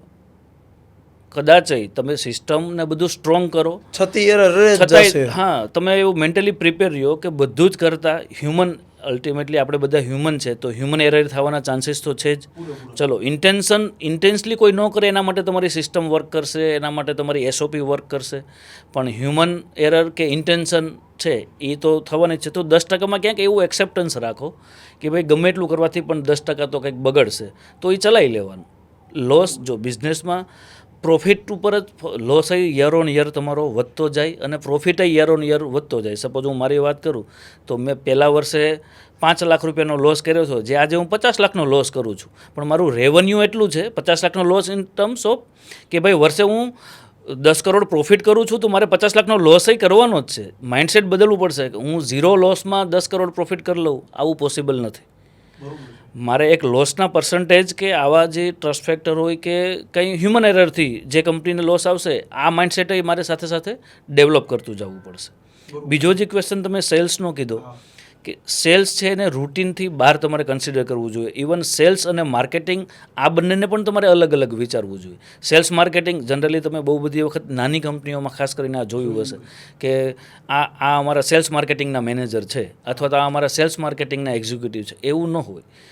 જ્યારે તમારે સ્કેલ કરવું હોય, તમારે વિઝન સાથે બિઝનેસ કરવું હોય તો માર્કેટિંગ આખી એક અલગ જ વસ્તુ છે અને સેલ્સે તમારી એક અલગ જ વસ્તુ છે. આ બંનેને તમારે અલગ નજરથી જોવા જોઈએ અને બંનેને અલગ નજરથી ગ્રોથ ઉપર વિચારવું જોઈએ. વિચાર કરવો જોઈએ. સેલ્સ એટલે રૂટીન પ્રોડક્ટને જે વધારે સેલ આઉટ કરતા હોય, marketing relate to branding, nearest to branding, relate to branding, તમારી પ્રોડક્ટની અવેરનેસ, તમારા માર્કેટની અવેરનેસ, તમારી બ્રાન્ડની અવેરનેસ, આ બધું તમે માર્કેટિંગના માધ્યમથી કરીશ. અને સૌથી મોટો બિઝનેસમેનને જે અત્યારે પ્રશ્ન છે, જે કદાચ બધાય પૂછવા માગતા હશે, તો હું એ બધાના માધ્યમ વતી એના વતી પૂછું કે ફંડિંગ. આજ કેવું હોય કે લોકો ફંડિંગ બધાને જરૂર છે, બટ એનો પ્રોપર વે કોઈને ખબર નથી. કાં બેંક એક જ ઉપર રિલેટ રહીએ છે. ટ્રેડિશનલ વેમાં તો કેવું, તો આપણા પપ્પાને હજી આજથી 20 વર્ષ બેક જાય તો અનસિક્યોર, એટલે કોઈ બી રિલેટિવ્સ પાસેથી બોરો કરી લ્યો કે કોઈ ફ્રેન્ડ્સ પાસેથી લઈ લ્યો કે ચલો મારે ફેક્ટરી કરવી છે, મને પૈસા આપ, અને લોકો આપતાય ખરા. હવે અત્યારની જે ફંડિંગની પેટર્ન છે રાઇઝ કરવાની, આખી ચેન્જ થઈ ગઈ છે. કદાચ રિલેટિવનું ફંડ એટલું મોટું ક્યારેય નહીં આવી શકે જે અત્યારની પેટર્નથી ફંડિંગ મોટી કંપનીઝમાં આવતું હોય. તમે બહુ એક્સપિરિયન્સ છો, લાસ્ટ ઘણા બધા ટાઈમથી એ વસ્તુ પર તમે કામ કરો છો, અને એમાંય સ્પેસિફિકલી GVFL પાસેથી તમે ફંડિંગ હમણાં જ રાઇઝ કર્યું છે, તો એ એક્સપિરિયન્સ થોડો શેર કરો કે એમાંથી તમે શું શીખ્યા અને અત્યારના બિઝનેસ આંત્રપ્રિન્યોર્સને શું એની અંદર ભૂલ કરતા હોય તો ના કરવી જોઈએ, અથવા શું ધ્યાન રાખવું જોઈએ પોતાની કંપની રન કરતી વખતે. સરસ ક્વેશ્ચન તમે પૂછ્યો. ફંડરાઇઝિંગ ને મેં ઘણો બધો સમય આપ્યો છે અને સમજ્યું છે. મારો એક્સપિરિયન્સ તમને કહું તો હું દરેક યંગસ્ટરને કે યંગ એન્ટરપ્રિન્યોરને એવું એડવાઇસ કરીશ, ઇવન દરેક એન્ટરપ્રિન્યોરને, કે ફંડરાઇઝિંગ તમને પૈસાની રિક્વાયરમેન્ટ ન હોય તો પણ કરવું જોઈએ. પહેલી વસ્તુ તો આ કે તમારે ફંડરાઇઝિંગ કરવું જોઈએ. એ એટલા માટે કે એનાથી તમારા બિઝનેસમાં ટ્રાન્સપરન્સી આવે છે. તમે જે પણ વર્ક કરો છો, કોઈ તમે થર્ડ પાર્ટી ઇન્વેસ્ટર લઈ આવો છો એટલે તમારી રિપોર્ટિંગ સિસ્ટમ છે એ પ્રોપર થશે, તમારી બેલેન્સ શીટ છે એ પ્રોપર થશે. જ્યારે ફાઉન્ડરને પણ કોઈ ક્વેશ્ચન પૂછતો થશે, હું મારી કંપનીનો માલિક છું એટલે મને તો કોઈ ક્વેશ્ચન પૂછતું જ નથી, મારે જ મારા એમ્પ્લોયને ક્વેશ્ચન પૂછવાના છે. જ્યારે હું ફંડરાઇઝિંગ કરું એટલે મને મારો ઇન્વેસ્ટર ક્વેશ્ચન પૂછશે. મેં એવું કીધું છે કે હું આ વર્ષે 100 કરોડનું રેવન્યુ કરીશ, આવતા વર્ષે 150 કરોડનું કરીશ, તો મારો ઇન્વેસ્ટર મને પહેલું ક્વાર્ટર પૂરું થશે ને એટલે પૂછશે કે તમે 150 કરોડનો ટાર્ગેટ રાખ્યો હતો તો તમે ક્યાં સુધી પહોંચ્યા. એટલે એક પ્રકારની તમારી અકાઉન્ટેબિલિટી આવશે. એટલે તમારે ફંડની ન જરૂર હોય છતાંય હું ફંડરાઇઝિંગ કરવાનું ઇન્સિસ્ટ કરું છું. એની પાછળનું કે તમારા બિઝનેસમાં ટ્રાન્સપરન્સીને આ બધું વધે છે. જે લોકોને ફંડની જરૂર છે એને તો ઓબ્વિયસલી ફંડરાઇઝિંગ કરવું જ જોઈએ. કે ફંડરાઇઝિંગથી જેમ કીધું એમ કે આવા બધા તમને બેનિફિટ છે. બીજો એક એના નેટવર્કનો તમને બેનિફિટ મળે છે.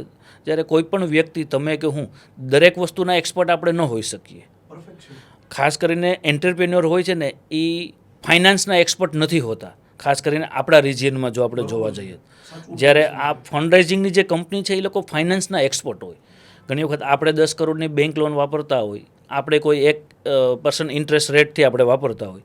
જ્યારે આ લોકોને તમે ઓનબોર્ડ કરો તો એ એનો સબ્જેક્ટ છે, એને ખબર છે કે અત્યારે રેટ ઓફ ઇન્ટરેસ્ટ આટલો જ હોવો જોઈએ, અથવા તો તમે આ ટાઈપનું નેગોશિએશન બેંક સાથે કરો તો સમજો કે એ 0.5 પણ તમારો રેટ ઓફ ઇન્ટરેસ્ટ જો ઓછો કરી દેશે તો કેવડું મોટું સેવિંગ છે. એટલે ઇનડાયરેક્ટલી ફંડરાઇઝિંગ કરવાથી જે તમને વેલ્યુ એડિશન કે જે નેટવર્ક બેનિફિટ મળે છે એ મારો અનુભવ એવો છે કે ખૂબ જ સારો છે. એટલે લોકોએ ફંડરાઇઝિંગ બાજુ જવું જોઈએ. અને બીજી રિસ્કની વાત કરીએ તો એક તમારું રિસ્ક પણ ડાયવર્ટ થાય છે. જ્યારે તમે ફંડરાઇઝિંગ કરો છો, આજે 100% તમે તમારી કંપનીને હોલ્ડ કરો છો એટલે જે પણ કંપનીની વેલ્યુએશન છે એ 100% રિસ્ક તમારું છે. જ્યારે તમે 10% કે 20%માં કોઈ ઇન્વેસ્ટર લઈ આવશો તો તમારું રિસ્ક પણ ડાયવર્ટ થાય છે, તમને એના નેટવર્કનો અને જેમ કીધું એ બધા પણ બેનિફિટ થાય છે. તો આવું કરવું જોઈએ.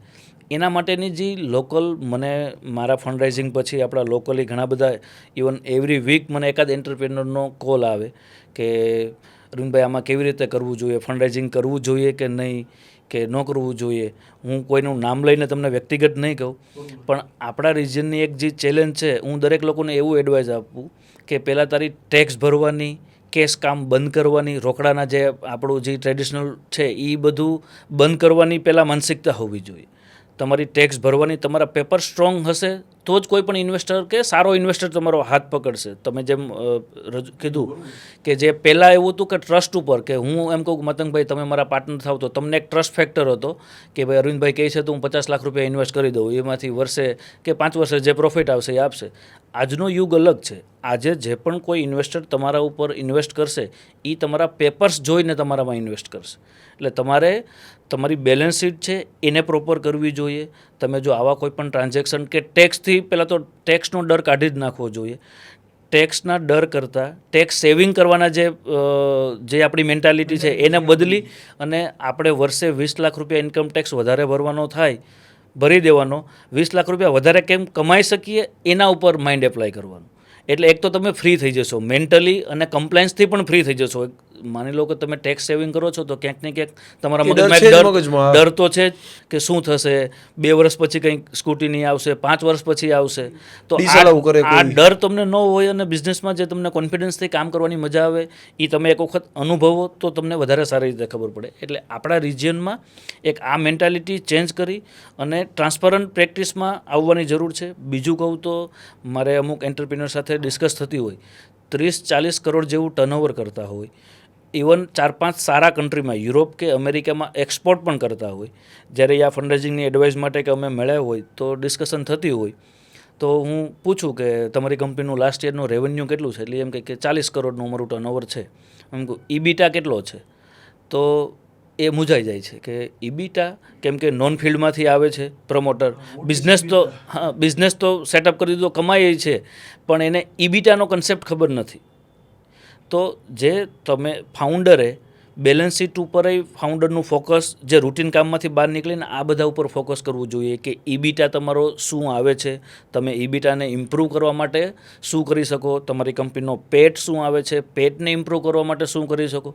કેમ કે જેટલા સ્ટ્રોંગ તમારા પેપર્સ અને જેટલી ટ્રાન્સપરન્ટ તમારી પ્રેક્ટિસ હશે એટલા જ સારા ઇન્વેસ્ટર તમને મળશે. અને સારા ઇન્વેસ્ટર તમને મળશે તો જ તમારી કંપની ગ્રો કરશે. તમે જાતે કદાચ 100 કરોડની કંપની બનાવી શકશો, 500 કરોડની કંપની બનાવી શકશો, પણ તમારે 1000 કરોડની કંપની કે 5000 કરોડની કંપની બનાવવી હશે, જો તમારું વિઝન મોટું હશે તો ફંડ તો તમને એવરી યર જોશે. તો સારા ઇન્વેસ્ટર અને સારા લોકો, સારું નેટવર્ક તમને દર વર્ષે જરૂરિયાત પડવાની જ છે. તો તમે આવું બધું માઇન્ડસેટ જો એક્સેપ્ટ કરશો તો જ તમે એક ગ્લોબલ લીડર કે એક સારી બ્રાન્ડ અથવા તો એક સારો બિઝનેસ કે સારું એમ્પાયર ઊભું કરી શકશો. દરેક વ્યક્તિના જીવનમાં હું એવું માનું છું કંઈક ને કંઈક એવી ફેલિયર મોમેન્ટ આવતી હોય, એ પ્રોફેશનલી હોઈ શકે, પર્સનલી હોઈ શકે, કે જે એ મોમેન્ટ એટલી બધી આમ સ્ટ્રેસફુલ હોય, બધા વિચાર ના આવવાના એ વખતે આવી ગયા હોય કે ચલો હવે કંઈ નહીં કરવું ના તેમ, પણ ગમે એમ કરીને માણસ સફળ આજ તો જ થયો છે કે એ મોમેન્ટમાંથી બહાર આવ્યો, એ સિચ્યુએશનમાંથી આઉટકમ થયો, બહાર આવ્યો. તો એ ટાઈમે એનું માઇન્ડસેટ બહુ બધા વ્યુરિંગ વિચાર કરતા હોય કે આમ નહીં થાય તો શું થશે, પેલું નહીં થાય તો શું થશે, હું ફાઇનાન્શિયલ તૂટી ગયો, સામાજિક કોઈ મોટી ઇવેન્ટ આવી ગઈ હોય, દરેક વ્યક્તિના જીવનમાં આવતી જ હોય. તમારા જીવનની કોઈ ફેલિયર મોમેન્ટ કે જે આવી હોય અને એમાંથી તમે શીખ્યા અને આજે તમે આટલા સક્સેસફુલ અને મેસિવ સક્સેસ તમે હાસિલ કરી છે, તો એ મોમેન્ટ જો તમે શેર કરી શકો તો એમાંથી ઘણા બધા લોકો ઇન્સ્પાયર થશે. મેં તમને જેમ કીધું કે મારી આ ટોયઝ બિઝનેસમાં પ્રમોશનલ ટોયઝથી શરૂઆત થઈ હતી. જ્યારે ફર્સ્ટ ટાઈમ મેં પહેલાં 4 વર્ષ પ્રમોશનલ ટોયઝનો સારો બિઝનેસ કર્યો, એક લેવલે બિઝનેસ પહોંચ્યો. પછી જ્યારે મેં રિટેલ ટોયઝનું વિચાર્યું, રિટેલ ટોયઝ એટલે જે ટોયઝ શોપ ઉપર મોટા રમકડા મળે છે, જ્યારે મેં પહેલી વખત પ્રોડક્ટ બનાવવાનું વિચાર્યું ને, રિમોટ કંટ્રોલ કાર, આપણે નાનપણમાં રિમોટ કારથી રમેલા જ હોય, એટલે એ પ્રોડક્ટ અમે બનાવવાનું વિચાર્યું કોવિડ પહેલાં. તો એ પ્રોડક્ટમાં ડેવલપમેન્ટનો ખર્ચ લગભગ 25 લાખ રૂપિયા જેવો હતો.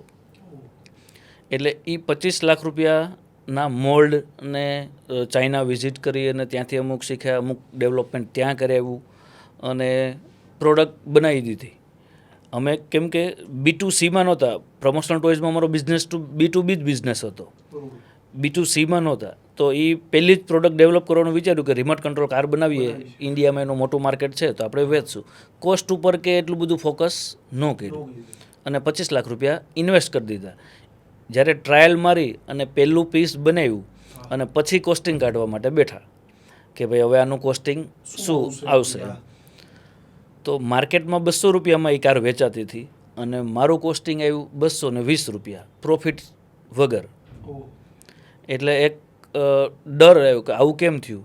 2 વખત 3 વખત એનાલિસિસ કર્યું, પણ મને પહેલી નજરે એવું થયું કે કોસ્ટિંગમાં મેં કંઈ મિસ્ટેક કરી છે, પણ કાંઈ જ મિસ્ટેક નથી. મિસ્ટેક મારી એવી હતી કે મેં એનાલિસિસ કર્યા વગર પ્રોડક્ટ ડેવલપ કરવાનું વિચારી લીધું હતું. એ મને પછી રિયલાઇઝ થયું. એટલે ત્યારે એ ટાઈમે મારા માટે 25 લાખ રૂપિયા એક મોટી એક અમાઉન્ટ હતી.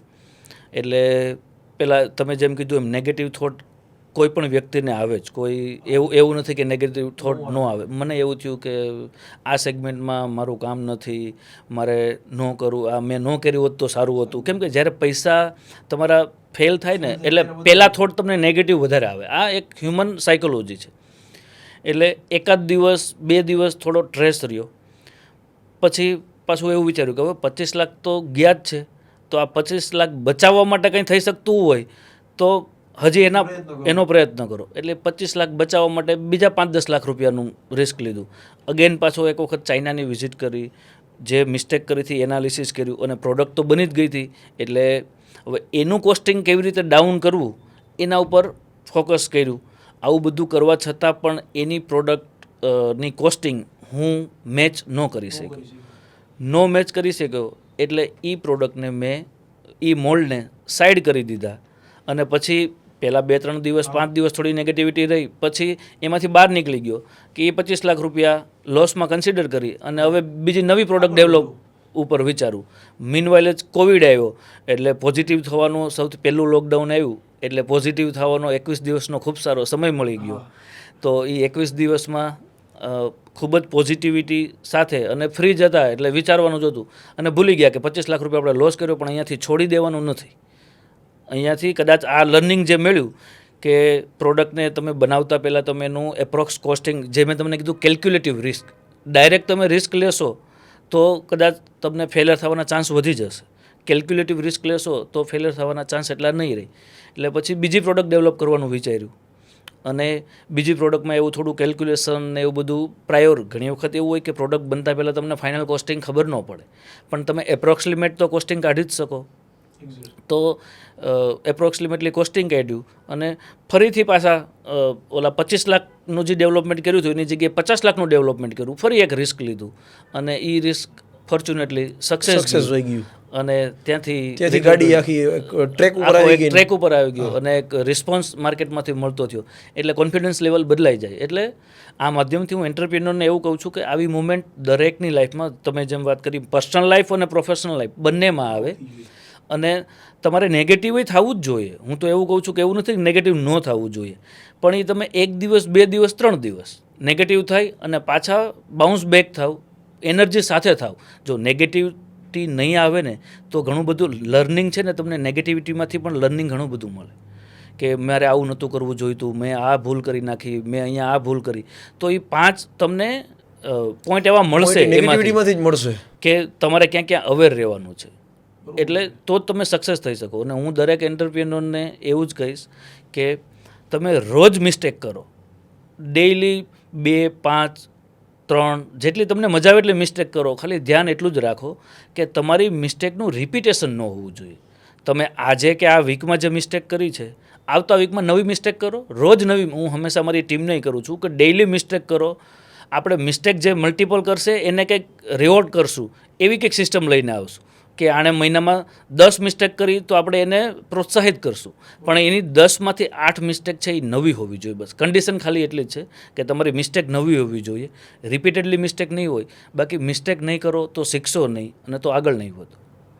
શીખવા માટે, આગળ વધવા માટે મિસ્ટેક બહુ પ્રેક્ટિકલ લર્નિંગ તમે વાત કરી કે જેટલી ભૂલ વધારે થાય એટલું તમે શીખી શકશો, બટ ભૂલ રિપીટ ના થવી જોઈએ.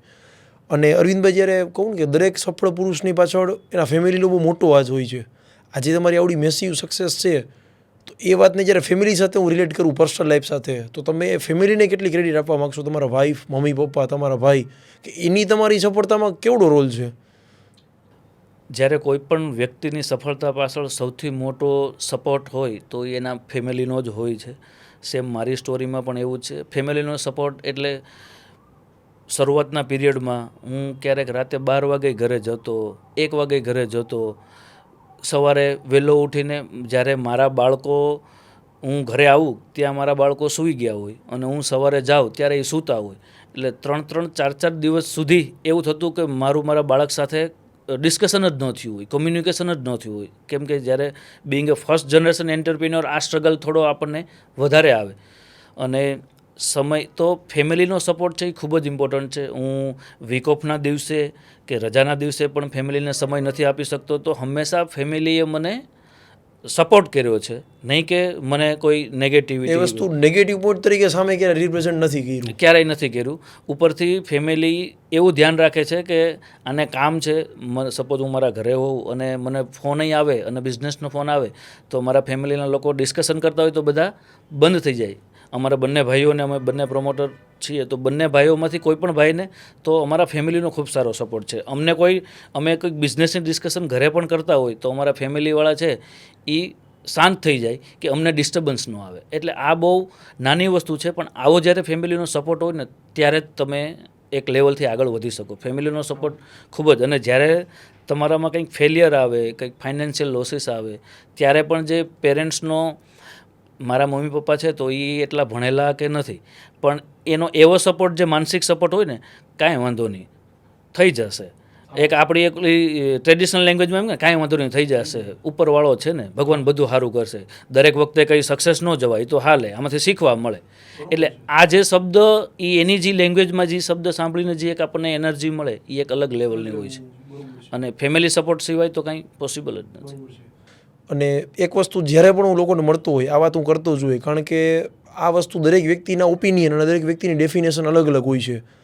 કોઈ પણ વ્યક્તિ માટે સફળતા હોય ને અલગ અલગ હોય. કોઈ માટે પૈસા હોય, નેમ હોય, કોઈ માટે પ્રતિષ્ઠા હોય, કોઈ માટે પાવર હોય, કોઈ માટે ફેમિલી હેપીનેસ હોય. તો આજે જ્યારે હું અરવિંદભાઈને મળવાનો મોકો મળ્યો છે, તમને જ્યારે આ ક્વેશ્ચન હું પૂછું કે what is success in your life, તમારા માટે સફળતાની વ્યાખ્યા શું છે, તો એ શું હોઈ શકે? મારા માટે જ્યારે મેં બિઝનેસની શરૂઆત કરી ત્યારે તો ઓબ્વિયસ છે કે હું એવા ફેમિલીથી, કે મારી એવી આર્થિક પરિસ્થિતિ હું જોઈને આવ્યો હતો, એટલે મારા માટે મની ઇમ્પોર્ટન્ટ હતા જ, કે પૈસા કમાઈને એક સારી લાઈફ જીવવી છે.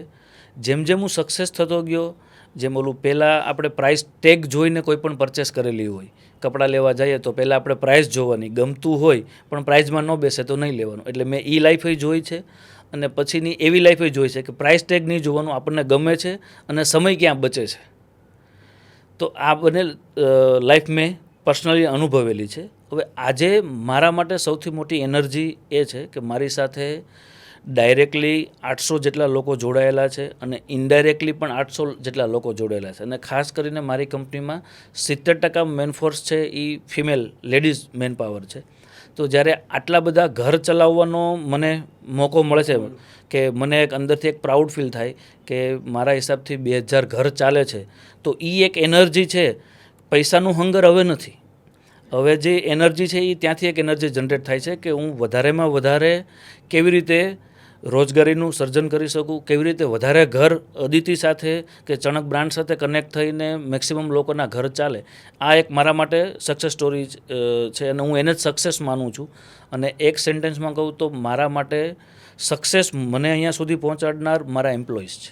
હું આજે અહીંયા સુધી પહોંચ્યો છું તો જે ડે 1થી જે એમ્પ્લોઈઝ 1 by 1 મારી સાથે જોડાયેલા, આજે અમુક લોકો મારી સાથે જોડાયેલા છે, કોઈક મારી સાથે 3 વર્ષ જોડાયેલા હતા, કોઈ 5 વર્ષ જોડાયેલા હતા.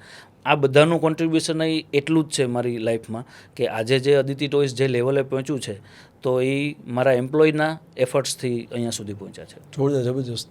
અને જ્યારે 1 કે 2 લાઈન અથવા તમારો ઓનેસ્ટ ઓપિનિયન એમપી ટોક્સ વિશે આપવાનું હોય તો એક્સપિરિયન્સ કેવો લાગ્યો? ને એમપી ટોક્સ વિશે તમારા 2 લાઈન કેવી હોય તો એ તમે શું કહેશો? જ્યારે મને પહેલી જ વખત તમારી સાથે ડિસ્કશન થયું, એક મને સૌથી સારી વાત એ લાગી કે તમારો જે પર્પઝ છે, જ્યારે પર્પઝ આપણો એકદમ ક્લિયર હોય, ઓનેસ્ટ હોય, ટ્રાન્સપરન્ટ હોય, ત્યારે તમારો જે પર્પઝ છે કે આ માધ્યમથી આપણા રિજિયનના કે દેશના લોકોને કે એન્ટરપ્રેન્યોરને ખાસ કરીને તમે આ માધ્યમથી જે ગાઈડન્સ મળે છે, બધા અલગ અલગ પ્રકારના લોકો સાથે તમે ઇન્ટરવ્યૂઝ કરો, મારા અનુભવો હું શેર કરું, બીજાના અનુભવ, કોઈકના અનુભવમાંથી હું કંઈક શીખીશ, બીજા લોકો કોઈ મારા અનુભવમાંથી શીખશે. આ જે તમારું ઇનિશિયેટિવ છે એ મને ખૂબ જ સારું લાગ્યું. અને આવા ઇનિશિયેટિવ લોકો જેમ જેમ લેશે, તમારા જેવા લોકો જે આગળ આવી અને આવા ઇનિશિયેટિવ લેશે કે જેનાથી નેક્સ્ટ જનરેશનને જે લર્નિંગ મળશે અને એ લોકો પણ એન્ટરપ્રેન્યોર થશે, એ લોકો પણ નવી રોજગારી ક્રિએટ કરશે. અને કંઈક ને કંઈક આપણે આવા જ ઇકોનોમી ડોનરની પણ જરૂર છે. આજના સમયમાં ઇકોનોમીમાં તમે ઇનડાયરેક્ટલી પણ કંઈ કોન્ટ્રીબ્યુશન આ તમારું જે તમે જે ઇનિશિયેટિવ લીધું છે એ મારા હિસાબથી ઇનડાયરેક્ટલી ઇકોનોમીમાં કોન્ટ્રીબ્યુશન છે.